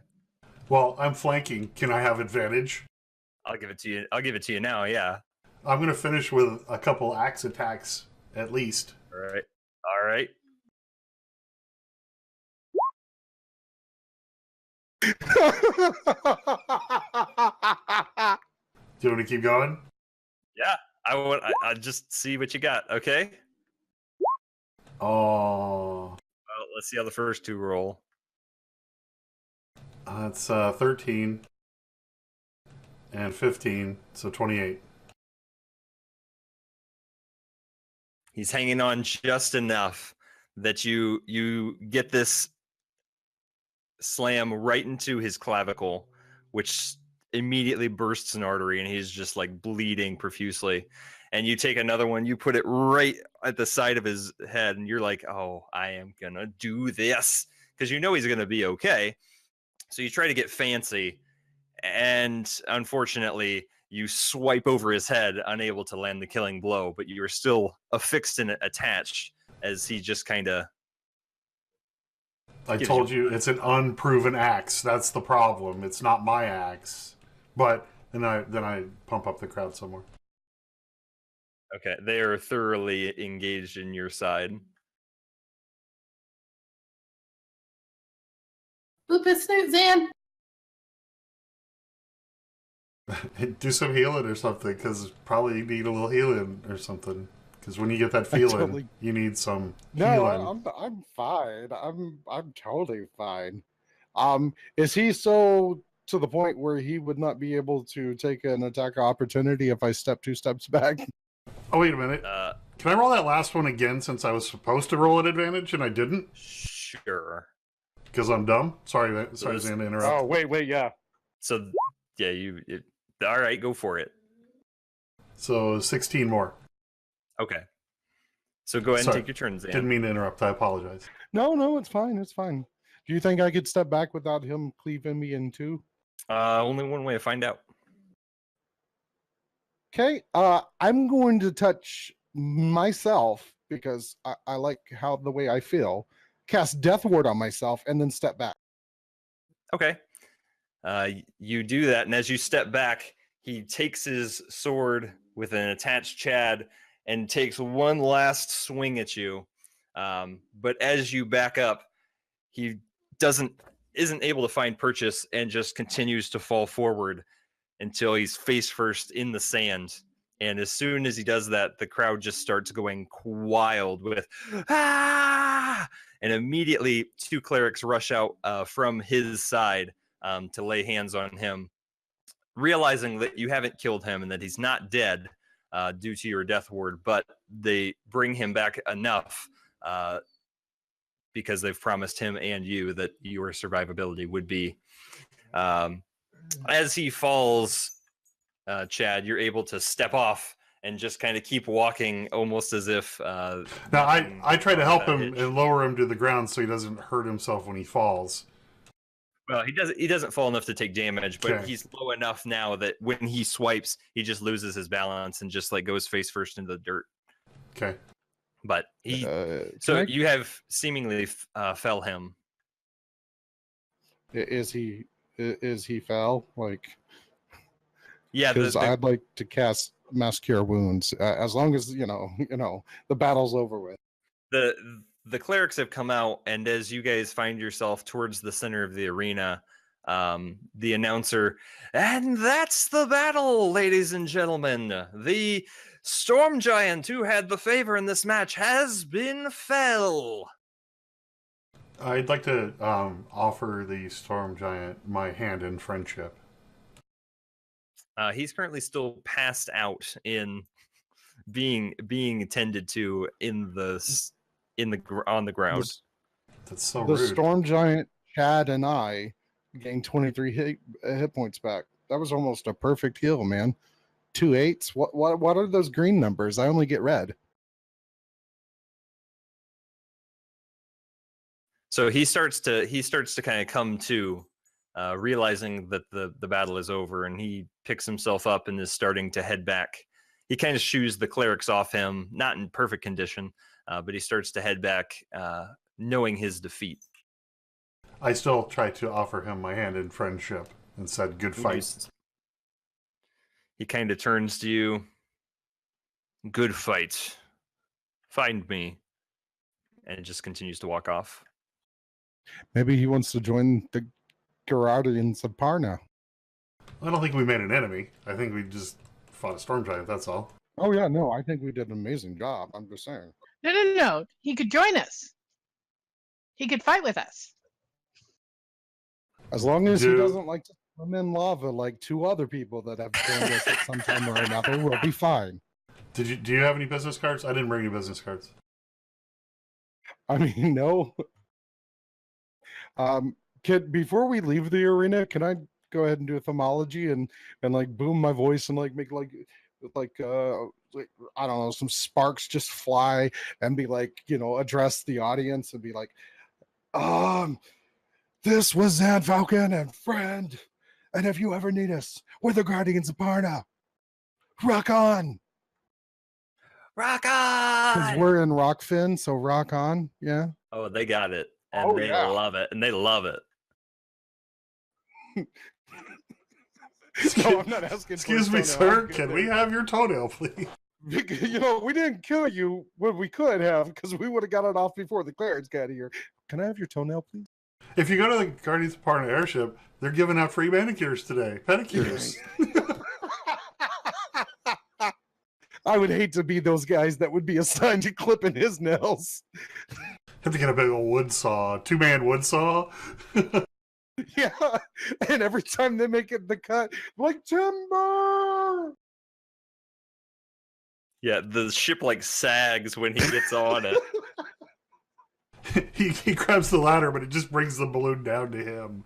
He doesn't actually get up. It just keeps coming down. So as you guys exit the arena, winning the crowd over, you are able to collect your winnings and you are given a small roll of parchment that will lead you to a wealthy benefactor in Rockfin should you seek his help. How much money did I win off that bet? I didn't know the odds. Yeah, you didn't. I know we weren't favored. You weren't so favored, but you're able to turn your 300 into 450. That's it? Yeah. We were just 1.5 odds? Man, Yeah. I think we'd be at least 3 or 6 underdogs, maybe 18 underdogs. $1,000,000 to 1 in my estimation. I took the 450 gold, and before we do our next thing, I take it up to the cheering section of Parna and give it all to the people there. Tell them to, hopefully that helps them with the rebuilding, and we'll see them another time.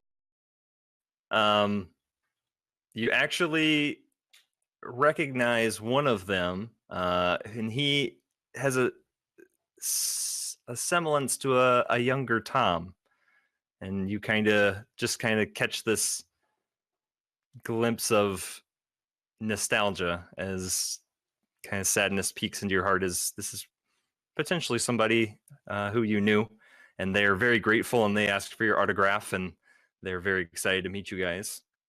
Tom's little brother. Is this Tom's little brother, Timmy? Maybe. I wouldn't want to be Timmy right now because Sam's about to love him. I don't know. If we give Timmy the middle name of Ash, it would be hard to kill him. I gather Chill, and I pet Chill, and tell Chill he's good.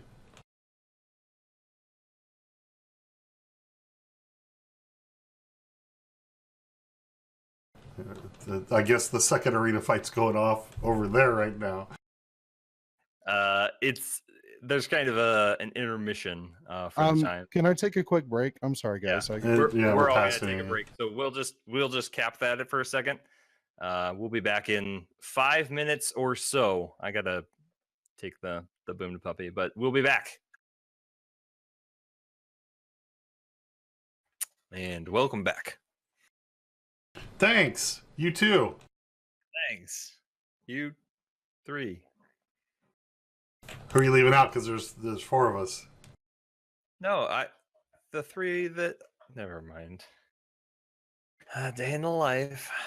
That fight was not fair. No. No, I mean, I feel bad for him.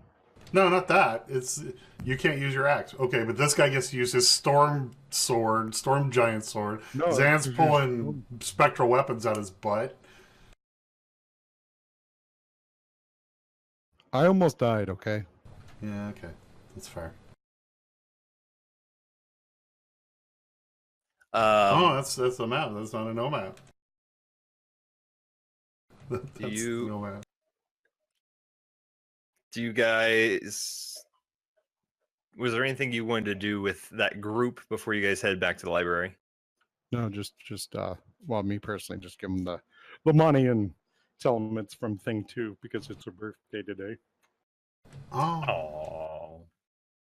But what about Timmy? Timmy Tom's brother. Yeah, Tom. Well, do we inquire of who may have been his father? I don't know. Did Tom swear a vow of chastity or whatever?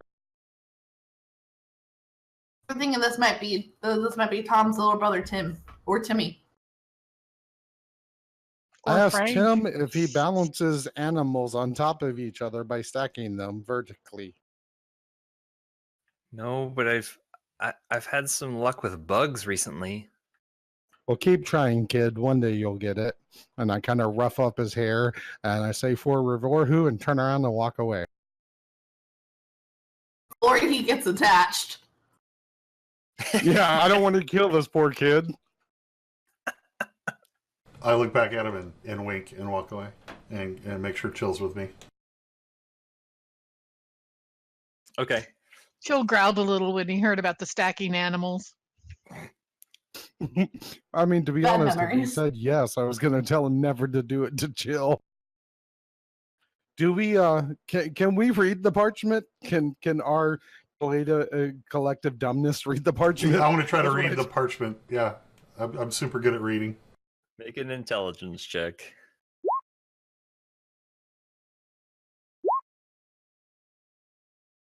There's that barbarian intelligence. One of these days. No, we're both the same. I just noticed we both got +1 to our modifier. I'm not dumb. I just never learned how to read. I'm not reading and everything. I'm learning. I wrote my own book and everything. Aurora taught me. She's the best tutor ever. You See Chad. See Chad run. Run, Chad, run. you guys can put your heads together. You're probably going to need one of your friends to help you, but this looks like a very important document, and it looks like it could be Zan, it's got some text that you guys both can't read that isn't in common or a language you guys understand, but it seems magical in nature.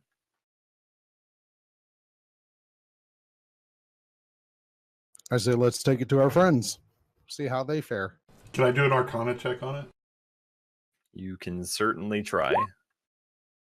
Can I do an Arcana check on it with You- advantage because of my previous life?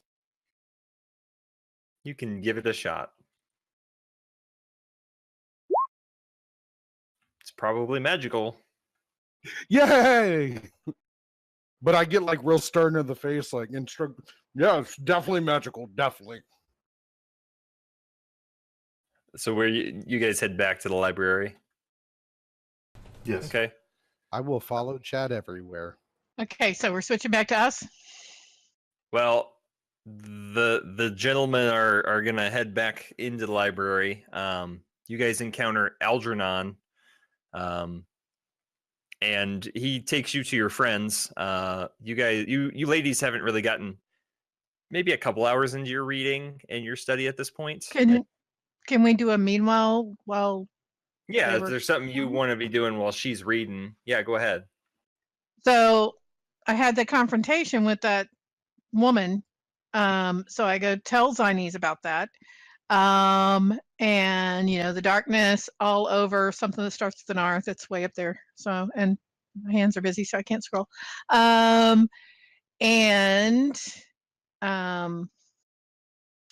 Also, I start pulling other books off the shelf because I'm also looking at Tarasques and how best to fight them.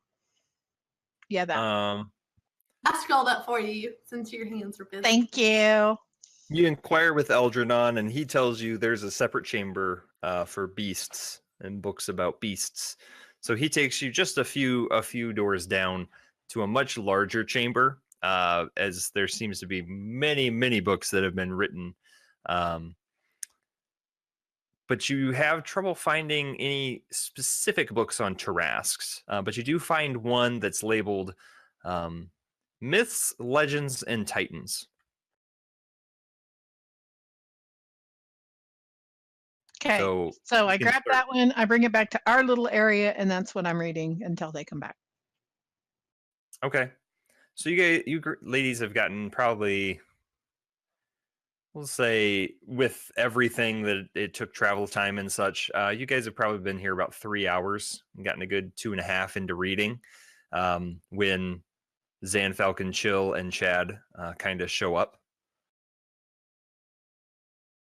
Hey, we're back. How'd it go? Usual. It's all right. Storm giant, no big deal. Yeah, just beat a storm giant up. Did you guys learn anything?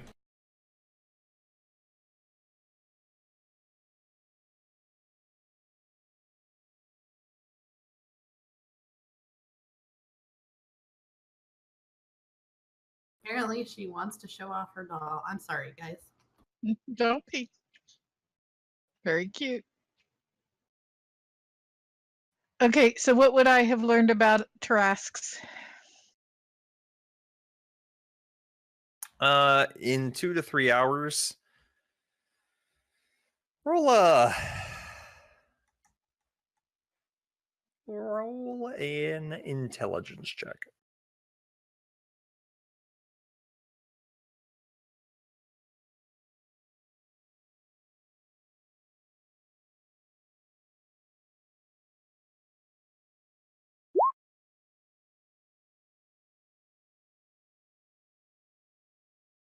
Wow, you roll like Chad sometimes on intelligence. Chad's smarter than you right now. That's how it is. You go to the library and you start reading for a while, studying up on things. You just can't do it anymore, you know? You get to that point. Down to the part where, like, she's reading the book like this, and then you see her start doing like this, trying to keep her head up. Well, let's see. If I was reading it out loud, then maybe Zani's would have heard everything. Maybe she should do an intelligence check about what we have learned about Tarasks. Well, it's not that you didn't gain things from your reading. It's how can you discern how this information will be useful in battle? Because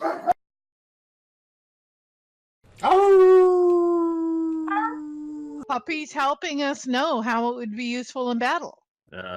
that's exactly what they sound like. Because this is written kind of from a history perspective. So this book is kind of talking about these myths and legends that were created and who created them. So the legend of the Tarask really comes from that there was a group of people that potentially the gods did not like, and that in order to find them, instead of doing it themselves, as you guys kind of know, the gods were really invested in putting people and creatures to do their bidding for them. So the legend is that this mighty creature was crafted together and made almost to never, be taken down by mere mortals, and thus it was created so that it would just find and track after these people. And so you really kind of, from the one that you've seen, you can really get an idea that this monster was not meant to be held by any walls or doors or man-made constructs, that it can kind of go through Earth like it's nothing. And you really just kind of get a sense of dread that creeps over you that this is going to be no small task. It doesn't say much about the fact that you were told it could reproduce. The myth doesn't say anything about that.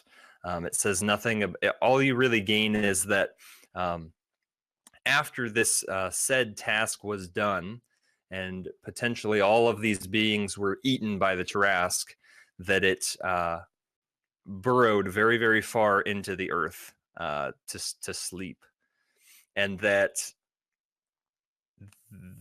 it was found by this other group that call themselves the Cult of the Beast, and that these people worship the Tarask, and their whole goal is they would find the most pleasure in releasing it back into the material plane, and then to be eaten by this thing. That would be their whole goal of their existence. And so it tells that these people sought after the prime Tarask, and that they awoke it for another time. And many of them were eaten, many of them were destroyed, but it made its way back to the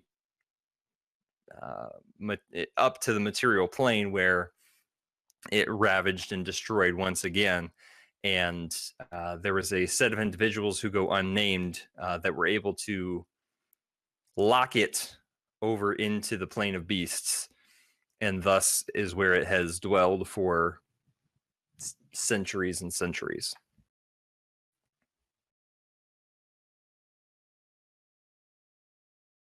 So that's kind of what you get out of your reading.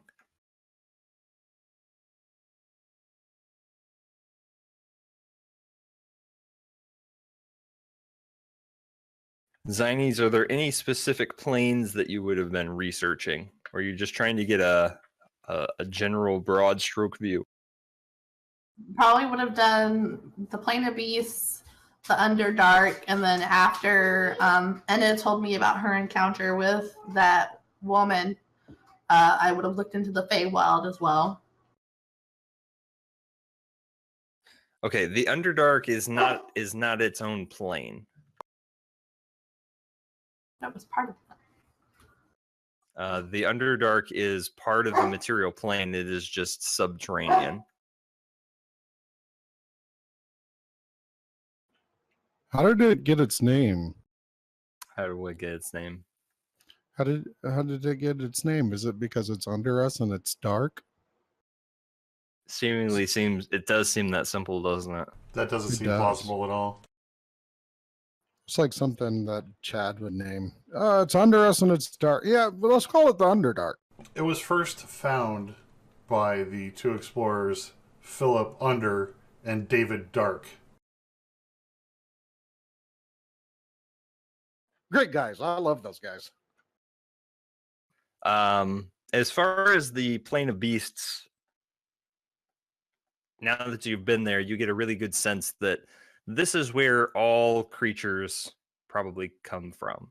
This is where they were created to live in harmony and to be, and you really kind of get a sense thing that walks, crawls, swims started in this plane of where they came from. So, from my knowledge, between what Enna read about the Tarrasques and what I've just read here, was that all creatures were created on the Plane of Beasts, and the gods sent them to other planes to go do bidding for one reason or another. Is an assumption? Potentially, the Tarrasque was for killing humanoids, but other beasts such as dragons or other things may have been created to live in their own ecosystem, and then they were brought over either as a gift or as terror devices. It just depends on kind of when they were allowed to cross over. So not every beast was made with bad intentions. No. Wasn't saying every beast was made with bad intention, but what I was saying is that every creature was brought from the plane of beasts to another plane via god, demigod, whatever reason. Right. Got it.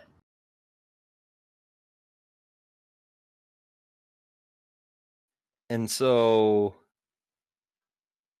you wanted to know about the Plane of Beasts. You wanted to know about the Underdark, which you'd have to find another book on that. And then you wanted to know about the Feywild.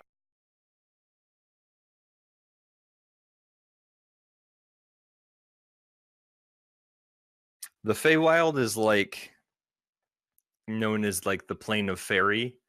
And so a lot of these things that come from the Feywild are either organic in nature or very flowery, because they have what is called their Seelie Court or their summer court, and there's really a good and bad side to the Feywild. So the Feywild is set up with the Seelie and the Unseelie, and it's really controlled by these two queens. So you have the Queen Titanium Tartar Sauce, whom Beowulf served, and then you have the Queen of Air and Darkness, who kind of holds all things dark, shadow, and unseelie, evil on the Feywild. So there's really the two sides to that. And once you cross into the other side, you really start to get into some really shady stuff. And you would know that the kingdoms set up on Calriga, Thelendra and Minnesea, were more kind of good, and Ruidan and Teba were really not as good. During the God Wars, they were really kind of overtaken by some of the more shady gods, and so there's not a lot of good that goes on over there. And there's potentially a lot of people that would worship this deity, And you would also kind of find out in this book that there was a time when the Queen of Air and Darkness was called over to the material plane years ago.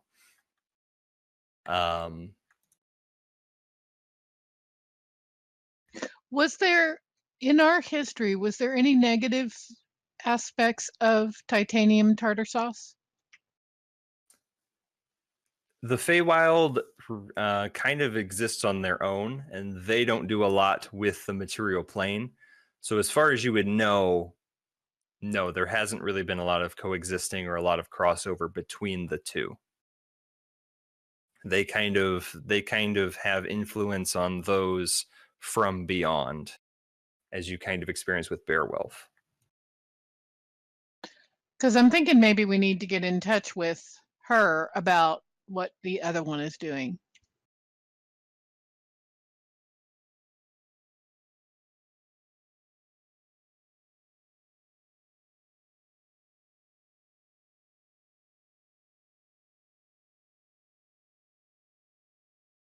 Like Beowulf ain't even here, and his backstory's causing us problems.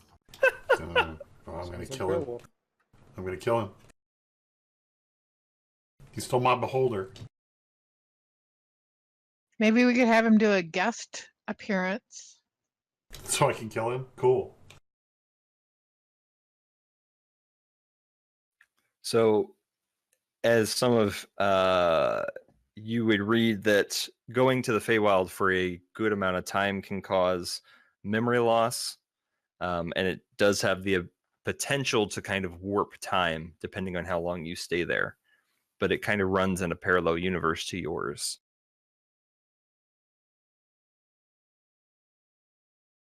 And so then the only other thing that you kind of would be able to get is portals.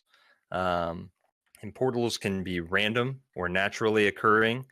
They can be fixtures that have kind of been set up as gates, or they can be found naturally, as you think was probably the case in the volcano. It just kind of depends on how they were set there and what their purpose was. But you get the feeling that these portals that have been opening and closing to the plane of beasts have been anomalies and are not normal for portals.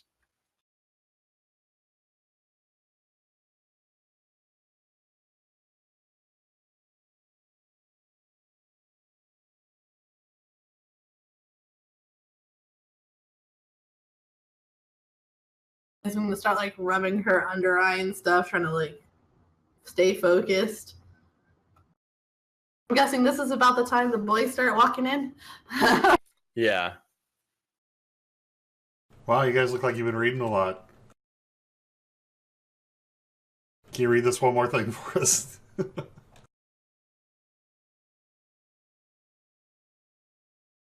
Yeah, bring it here.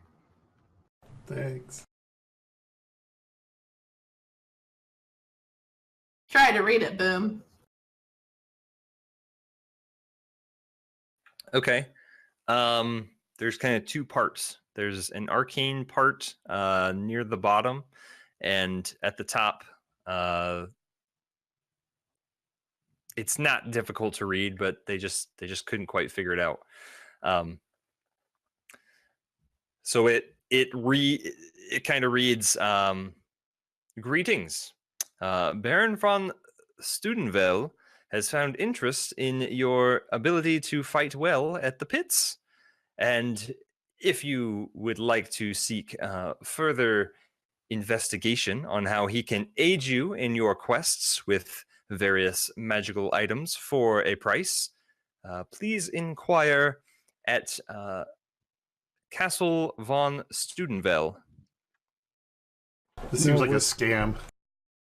Does Dan know anything about this because of his prior relationship with Rockwell and having connections and stuff? Roll a history check.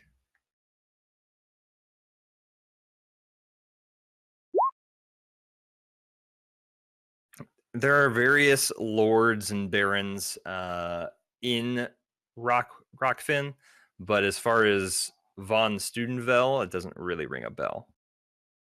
Do I know anything from the guard network that I used to belong to about this guy? Probably not. Okay.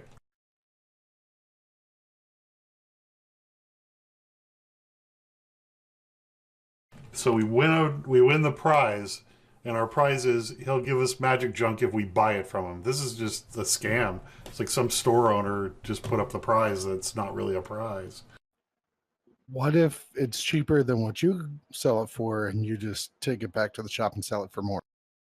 Well, I mean, we could take a look at what he's got. Maybe it's really cool stuff for a good price. I don't know, but it just seems kind of weird. I'd look.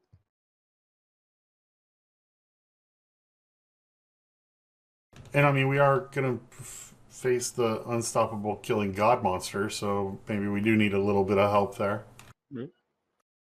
Just walk in and, hi, do you got anything to kill the dogs of the gods? The dog of the gods? Whatever.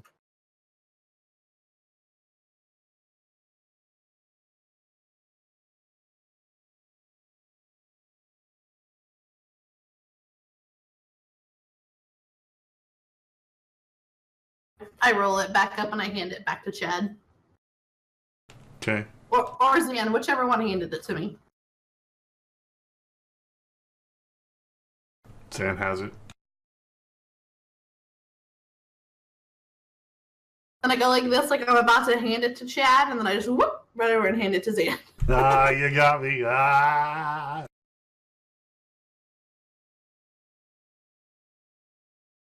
Do you want to go check out Baron von Studenvel?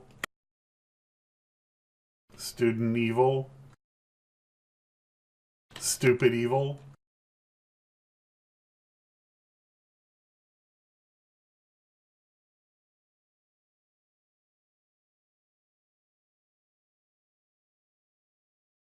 I'm going to pun-ish myself for that one, but I did it in chat for all the boys and girls at home.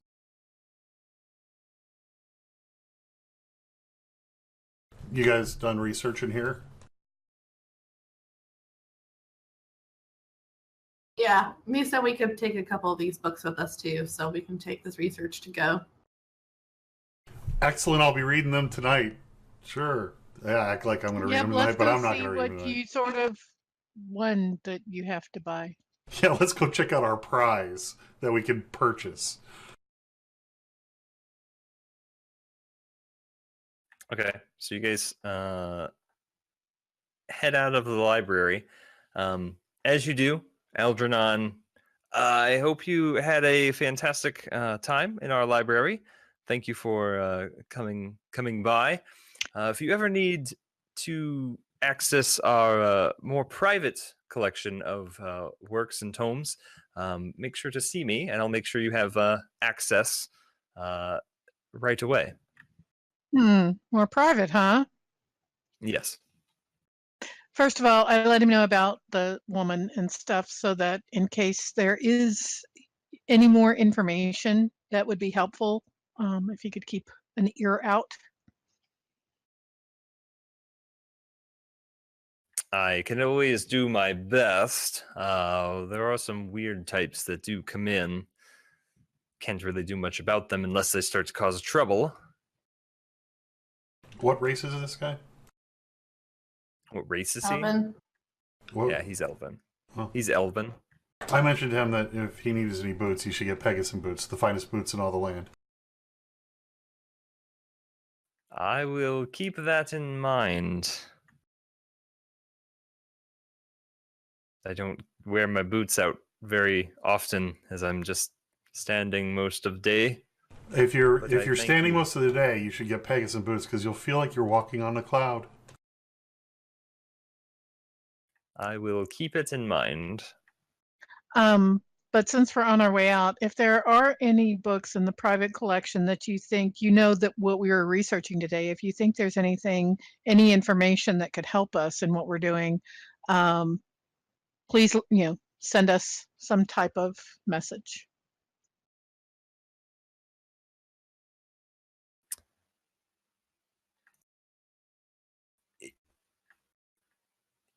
Usually our private collection is read over a series of days, so it would take quite a commitment. But we do have things that will make you wiser, make you smarter, um, things that make you feel like a leader. And for the right price, we will give you access to those books. As far as our everything that you researched today, I believe you have found everything that we have, as we do our best to keep up to date works. But a lot of the older things don't seem to change, if you catch my drift.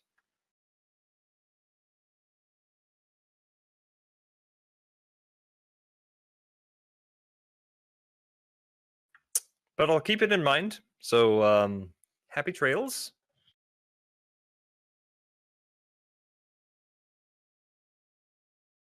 Should we just stay here and read all the books, and then we all get smarter and stronger and more leader? And could we just live here in the library for a month or two?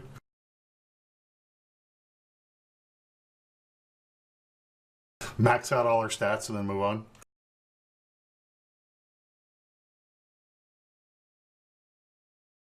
My intelligence has a -2 modifier, so it would be beneficial for me to be more intelligent.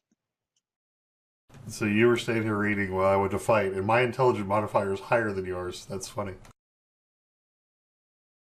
Nice, Dree.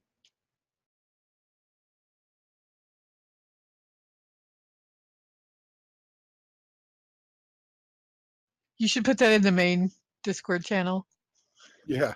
Yeah. that they get to see.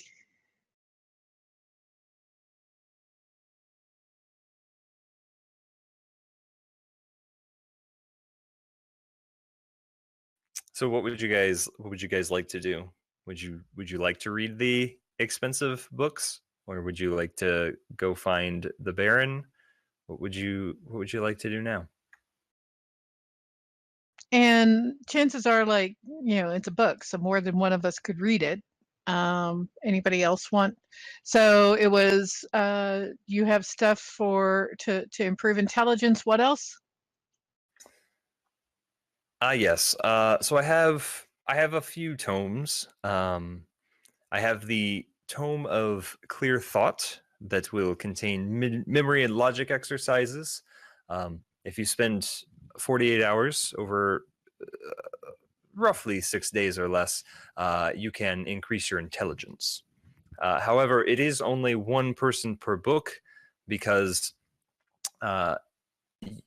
you have to pay for access to this book, because these books are very old and very magical. And over the course of you reading it, it will imbue its magic into you. And I will not be able to let anyone else use it for a century. So we have Clear Thought, we have Leadership and Influence, which boosts your charisma per se. And then we have the Tome of Understanding, which contains intuition, insight, and makes you a wiser person. I have a few other books. I'm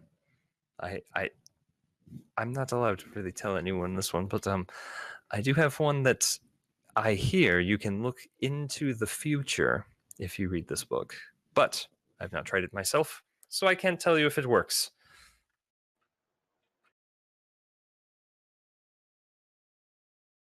Is there a book that can make me stronger?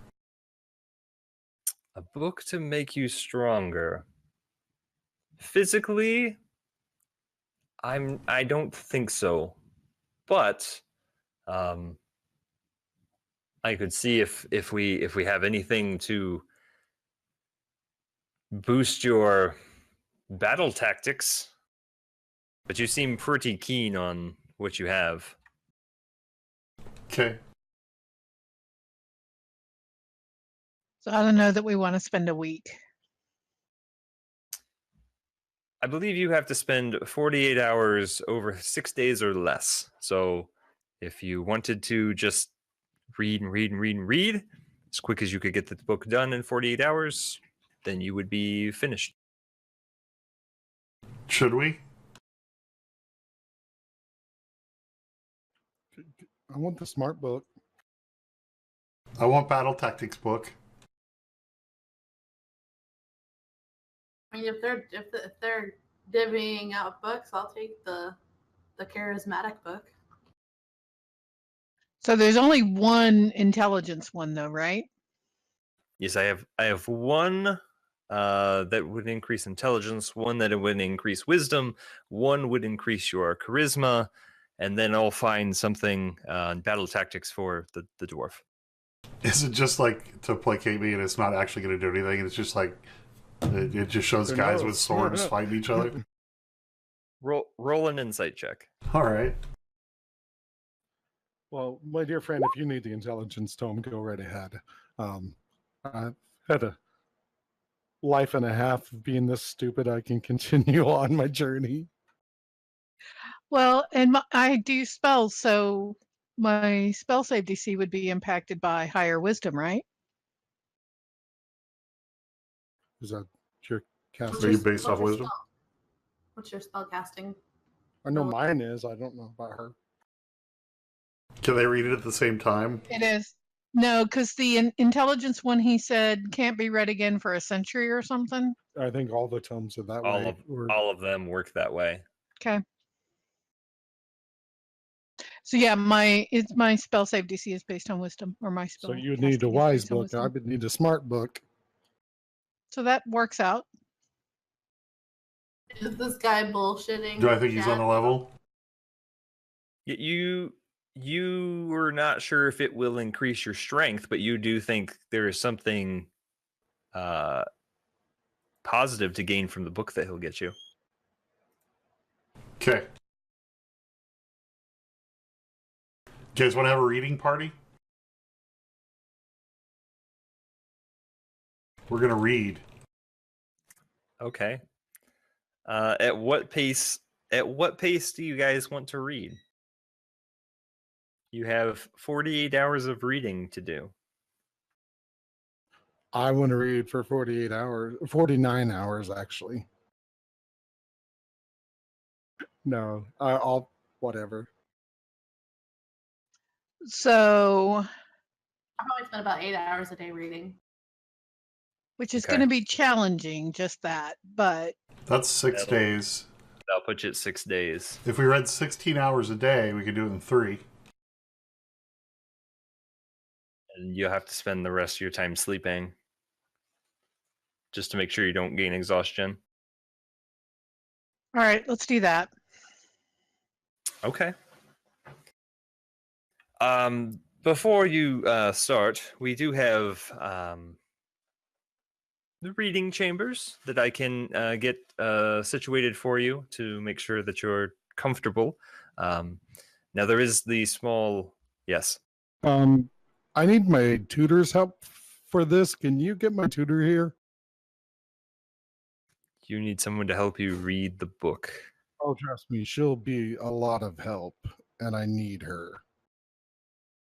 What is Do your we tutor- get, wait, do we get our own private reading rooms, or is this one group reading room that's You know, private? Zan likes to put on a show, so I mean, you know. I can secure for you No, one, no tutors. 2, 3, 4 rooms. I can secure 4 separate And by reading the way, rooms. I think you're pronouncing it wrong. Don't think it's pronounced tutor. What is your tutor's name? I will try to call them for you.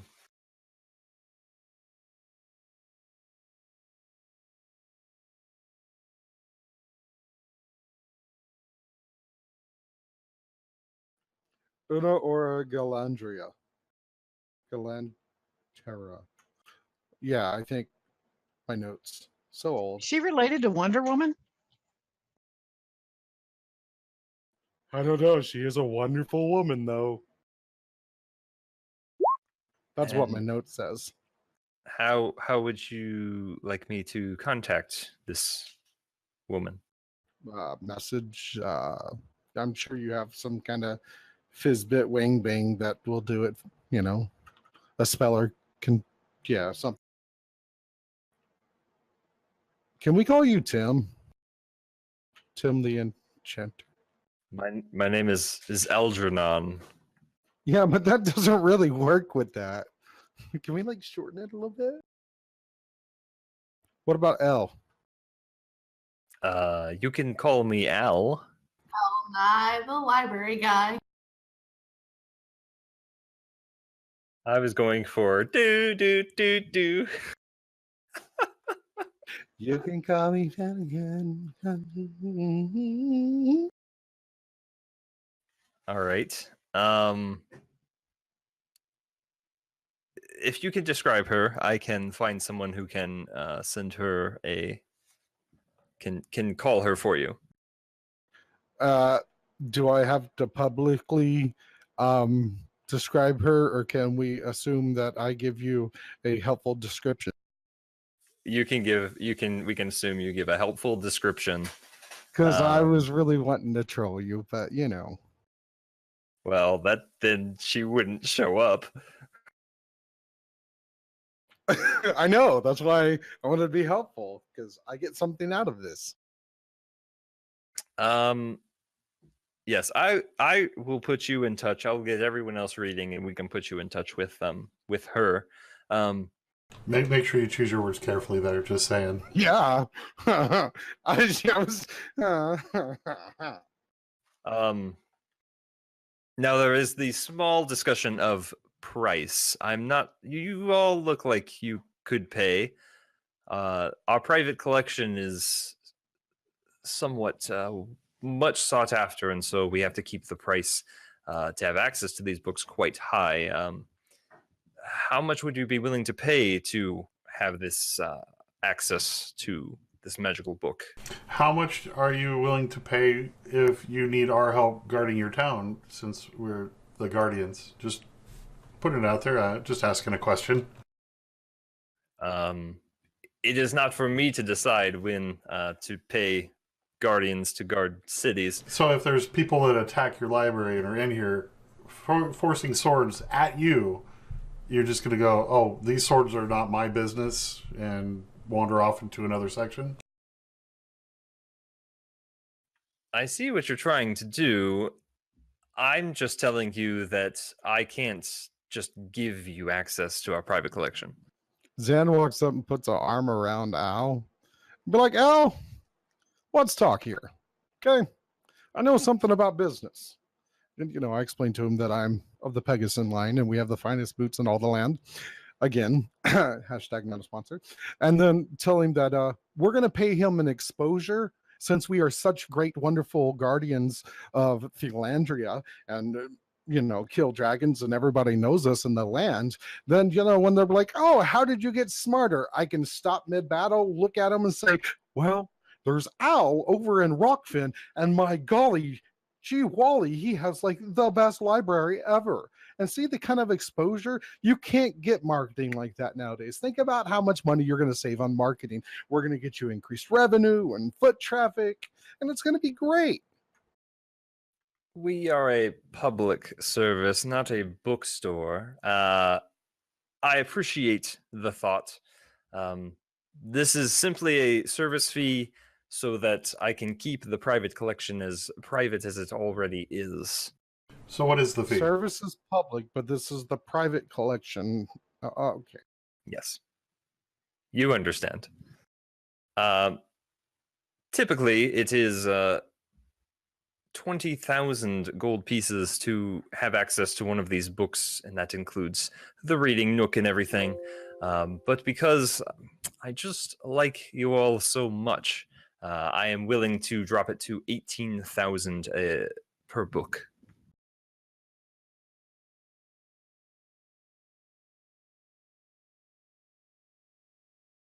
I jingle my pocket and look at Chad and be like, Chad, I kind of gave all my gold away to the displaced from Parna that was in the crowd earlier. Will you take a check? I'm not familiar. What is a check?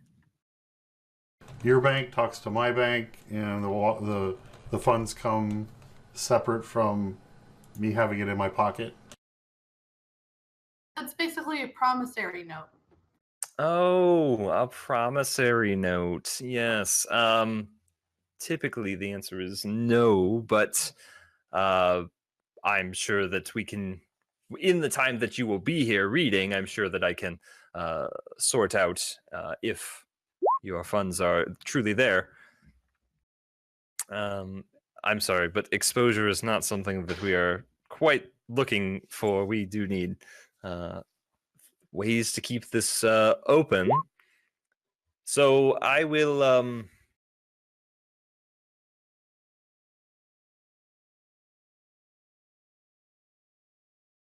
so 18,000 for the 3 books, and then an extra 6 for your battle tactics book. That brings it to 60,000 gold.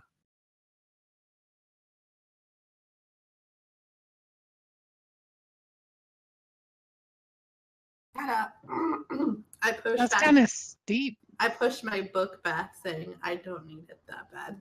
Yeah. I don't need to talk that badly. I'll pay you half that.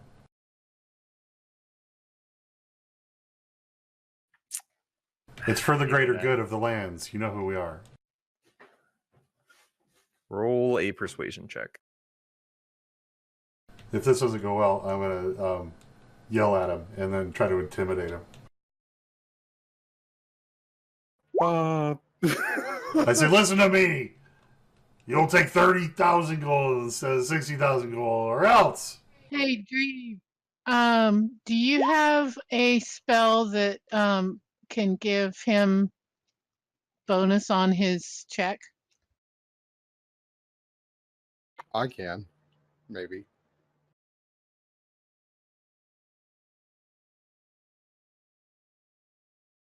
Algernon kind of looks at you. I understand the greater good and all that, but there are simply just things that I cannot really budge on. I've already given you a discount, so if you'd like to come back, even with your check, 30,000 gold is still a lot of gold. these are very expensive books, How often crafted with the. How often does somebody come around and actually offer to buy them? Well, there's no buying. Buy access to them. You gain access, and then not very often. I mean, you haven't sold one of these obviously in the last century, or we wouldn't been able to procure them. I mean, utilize them. So, I mean, it's either our money now, or maybe hopefully somebody walks in dumb enough to pay full price. Well, I'm not trying to make money off of this. This is simply the service that we are offering, and that is the amount to kind of make sure that these books stay secure, and in purchasing new magical books that are currently being enchanted. I can make it worth your while. We'll do 30,000, and I'll give you a ride in our airship. It's super cool. An airship? Where can we go? Where do you want to go? Where will you take me? Well, let me show you the world. Shining? Shimmering? Yes. Splendid. Mm. When was the last time you let your heart decide? Mm. Fine. We can open your eyes. Done. I'll give it to you for 30,000 and a ride in the airship. Done. Very good. If you wanted to guard the books yourself, we could actually read them in the airship while you get to see the world. Unfortunately, I cannot let the books out of the library, but we will keep you here very comfortable as you are doing your reading. Does that include meals and things? Of course. Okay. Because that would be ridiculous if we had to pay for our own food, too. No, that was with the reading nook, with all services and fees. Yes. My tutor? Yes. Once we get everyone situated, we will see if we can procure at least a message and let you talk with her. Chad, how much do you need from us? I got this.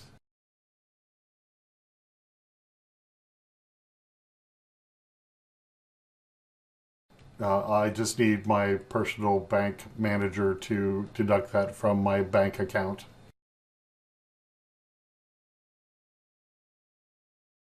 Yeah, hardly a dent. What? I'm obviously in the wrong profession. We've been over this. He has a lot of money. You have to do A good things lot. during downtime when he says, for the next 3 months, your guys are going to be rebuild and doing stuff. What do you want to accomplish? Then you actually come up with things you want to accomplish, and then you get a lot of gold. Are you the savior of the Pegasus brand? Is my sister still incompetent, but you saved it? Are you now a Pegasus by virtue? Well, I was just shilling your product. I don't know if that means anything to you, but you know. Indeed. Quite the cunning dwarf. Hey guys, Okay. thanks for that raid. We appreciate it. RPG Lab, thank you very much. So you guys are gonna spend 3 days reading books. This is going to be the best content you could possibly have. Yes, we're going to sit here and read books for 3 days. How many of us are going to read them out loud? I'm probably going to need a little help. Can I get library assistants to help me read? Your book actually has pictures. I'm all about pictures. It's like Are it they was made animated? for me. So you guys are taken by Algernon. You write your check, and you are taken to kind of up a flight of stairs to these really nice, luxury reading suites that have comfy chairs, bed when you need to sleep, adequate lighting, and there's kind of this terrace that kind of goes around, so you can take walks as needed. There's a nice kind of inner courtyard garden that you can see. This place is pretty big, and you guys kind of get settled. Zan Falcon, Algernon kind of takes you aside once he takes you to your room, and he kind of, all right, if you will come this way, we actually have a device that can send messages to people. Really? Yes, so if you come this way, he kind of takes you to a small chamber that has this kind of like, it kind of looks like a giant speakerphone almost, but it's got these gold coils wrapped around it, and it's kind of like a large speakerphone that goes almost to the wall. And he goes, if you decide who you would like to send your message to, you will have 25 words to speak into this magical device, and you will get 25 words back. And you can do this up to 2 times is what we are able to do. Can we imply that conversation was had? Well, what would you like to say? Because it depends on what you say. I have 25 words to say each time? You have 25 words, and she gets 25 words back. How many times can we exchange 25 words? He said you get two exchanges. Okay. Let me start counting. Hold on. Okay. Is this a sending stone? It's kind of like that, but the way sending stones work is if you have a stone and they have a stone, you can sending as many times as you want. This seems to be a limited it's like a less fancy sending stone. You want me to name it? It's a Rocky Talkie. Oh my gosh.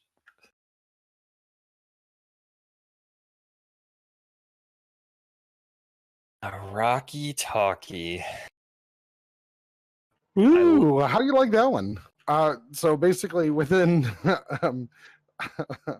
within the 25 words, the first go around, hey, how are you? I need your help over here in Rockfin. Guardians of Parna need your assistance. I miss your face and other things. That was like 20 something, 20-ish maybe.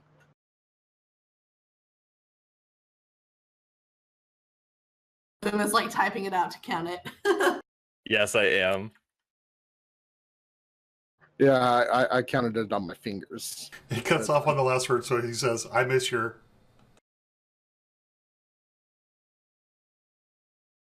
No, Boom would never troll me. Just don't say that you love that woman. Yeah, like we're gonna have an intimate moment, and I'm gonna be like, "I L word you." Like, honey, I can't tell you those 3 words if I did, you'd die. It's for you that I don't tell you this. No, literally, you would die. I like the body that you're in now. I don't want to bring you back in a new body. You could be like a tiefling. So you hear, good to hear your voice, but I'm too busy to leave. There are lots of earthquakes trying to evacuate my people. Can come once they're safe. Well, farty make nothings. Language. Zen will do the. I get one more time to tell her stuff and things. Yeah. Okay, hold on. I got to count again. Blow them off and come chill with me. Can make your world quake.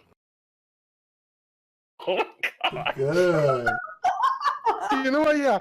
Screw the 25 words limit. I'm gonna be like, yo, baby, I can make your world quake. Totally ruined my last time. Great. No. I'm a new Zan. I said new Zan, not nude Zan. That's what There's a that's what I difference. heard. Oh yeah, tell me more. Not now. Tell me more in 25 words or less. This isn't going well. They have to start a book line that says how to flirt in 25 words or less.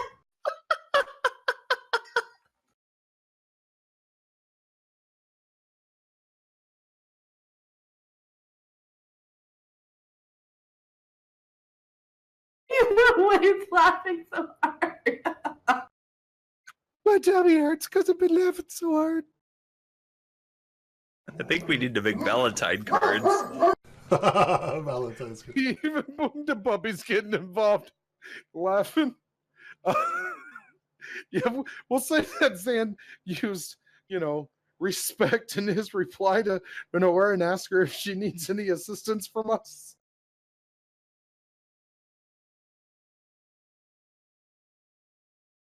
We just need to read for 3 days and we'll be right there.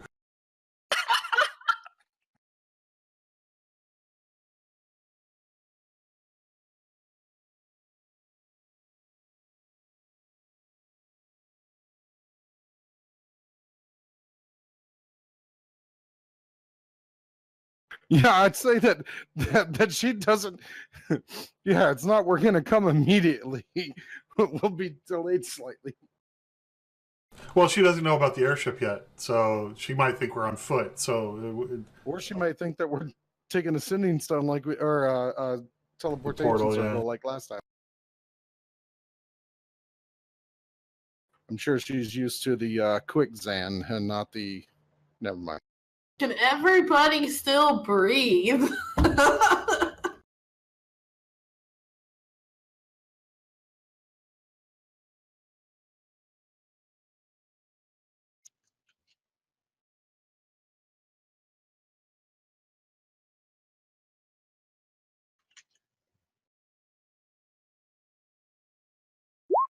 So you get back assistance as quick as possible.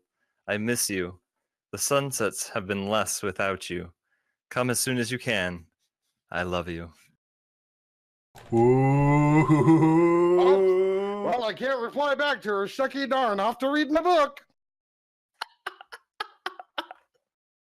She's gonna die. She's probably dead at the sending of that. She said that. Bam, dead. Monster.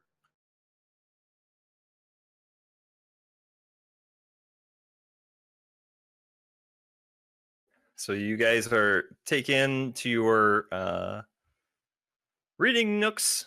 So I need who's reading what again? I need I'm reading pictures. Yes, I've got you.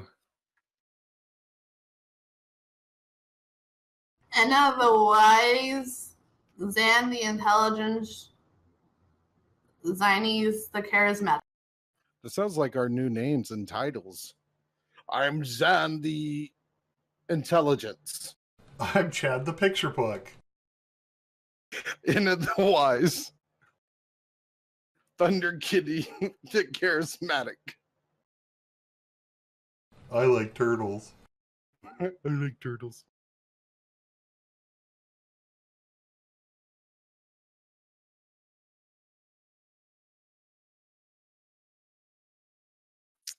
Okay. So then for brevity, we'll say that you guys take 3 long days, sleeping just enough to keep yourselves not exhausted, to read your tomes. And so Inna, Zanfalcon, and Zines, once you guys finish reading, you just feel this energy kind of sweep out of the book, and it sort of kind of loses its color but doesn't fade away, and you feel it kind of go into you. And over the course of your reading, you just either feel that you've gained leadership, or you've gained intelligence, or you've gained your wisdom through different either logic puzzles or different sayings. These books have really imbued themselves into you. So Zines, you get to add a +2 to your charisma stat. Hey, that takes me from an 8 to a 10. I'm now at a 0 modifier. Inna, you get to gain a +2 to your wisdom stat. And Zanfalcon, you will gain a +2 to your intelligence. What does Chad get? As for you, Chad, Feet. Sentinel. There are a few maneuvers that I'm going to send to you that you have been able to practice and add to your repertoire in the course of 3 days through practicing and reading, that you will be able to, I will talk with you and add to your repertoire. You will get a few battle master maneuvers to add to put into battle. Guys, I like Rockfin. This is cool. That's super cool. That was worth the money. So should we become the Guardians of Rockfin then? What's the name of all the land? The what is it? Calriga. Yeah, we're Guardians of Calriga.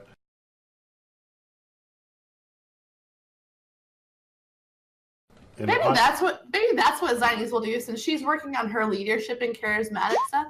While she's in there reading, she will like start coming up with like not like a slogan, but like a crest for like the Guardians of Calriga, and then have them designed for each town. That way we have franchising areas Like for each town. Every town we've gone into and done big things, we get one and we put the decal really large on the side of the airship. So as we're flying through, people know that, you know, and every city we've sacked, it's got like a dash mark through it. Keep tallies up. We just have the crest and like a flag form all the way down the side. We just roll down the appropriate one for the town we're going into. Roll the other ones up, you know, so it's just one flag at a time. We're not stopping in any town particular. We fly the Guardians of Calriga one. If we're going to Rockland, we fly. Oh, I thought that was the skull and crossbones one. That's when we go over the sea. That's what happens when one of your loved ones When dies. we go over the sea, are we a boat? Or are we still a ship? I thought you were talking Canadian there for a second. Hey? A boat? So the end of your 3 days has passed. You guys return your books to Algernon, who collects them and puts them back into the private collection. I hope your time here has been well used, and that you found your investment well worth it. When I give Al the book back, I'm gonna look at him and be like, "Well, cherry, old chap, yes, indeed. That should wear off soon, but I'm glad that he is taking it to heart. What's a brain? Ha ha!" I like my paint by numbers joke. I've just got to point it out there. I did it. Boom. I did like it. Are we going to get distracted and go to Liln? I mean, Zan's gonna say you gotta save my boo thing, and if we just evacuate our whole town, she can leave the town because what happens happens, you know. So we can just get our people to safety. I'm sure the airship can take the whole town, and yeah, and then she can just ride It with us. sounds like there's lots of earthquakes and stuff going on. Maybe we need to check what's causing that. Maybe it's some sort of Jurassic burrowing up or something. Well, no, I mean we're in the sky, and they said earthquakes. They didn't say skyquakes. Right. Just So we can look down and laugh at them and stuff. So why don't we head that way? yeah, let's hover over the city and be like, ha ha, you're shaking, but we're not. Whoa. I've never seen an earthquake from the sky before. This would be cool. We can take this guy with us too. Ow. The Let's go bookkeeper for- guy. I would like to save my ride for another day. I cannot go at this time. All right. And I hand him his book and I go, high five. Thanks. I don't do it really hard. I don't like push him. Yes, I have written up an IOU. I just need you to mark your sign so that I can turn it in and find you when I would like my ride. Blood. I sign it the best I'm able to. Thank you. He slides it off the table. It's like a picture of an axe instead of a signature. Yeah, it's just your sign. Like He slides it what? he slides it off the table and puts it in his Off pocket. the table. Oh. Off the table. Wink, wink. Guys, I if hope y'all we- didn't know it, we're off the table.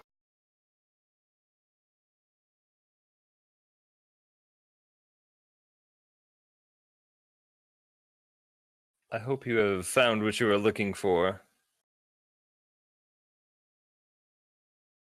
Are you talking, Zan? I was singing. I still haven't found what I'm looking Okay. for. Yes, this was delightful. Maybe we'll come back and read more later.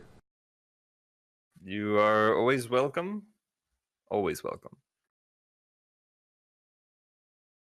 I gather up all the books that me and Edna had set aside and by the categories, and I gather those all up and I put them in the bag of holding.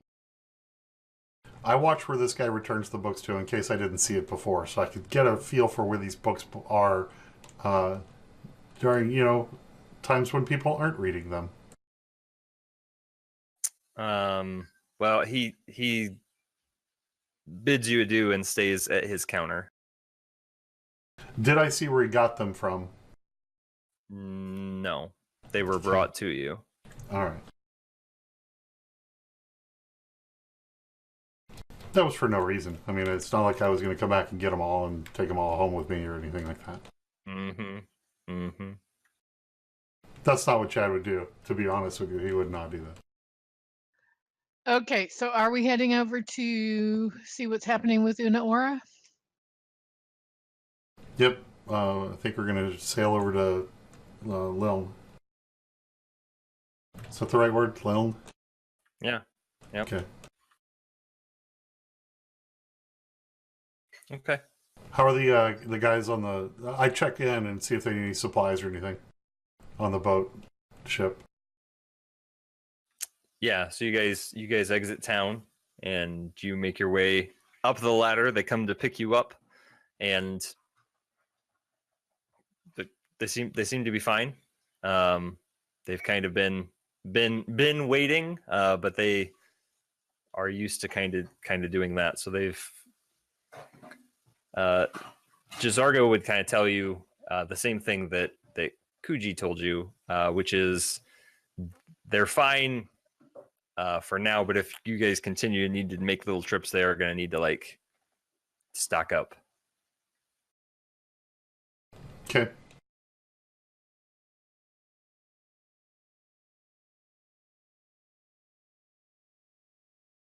Well, we need to go to Liln, so do we? And it seems like they're having problems, and they probably won't be able to resupply there.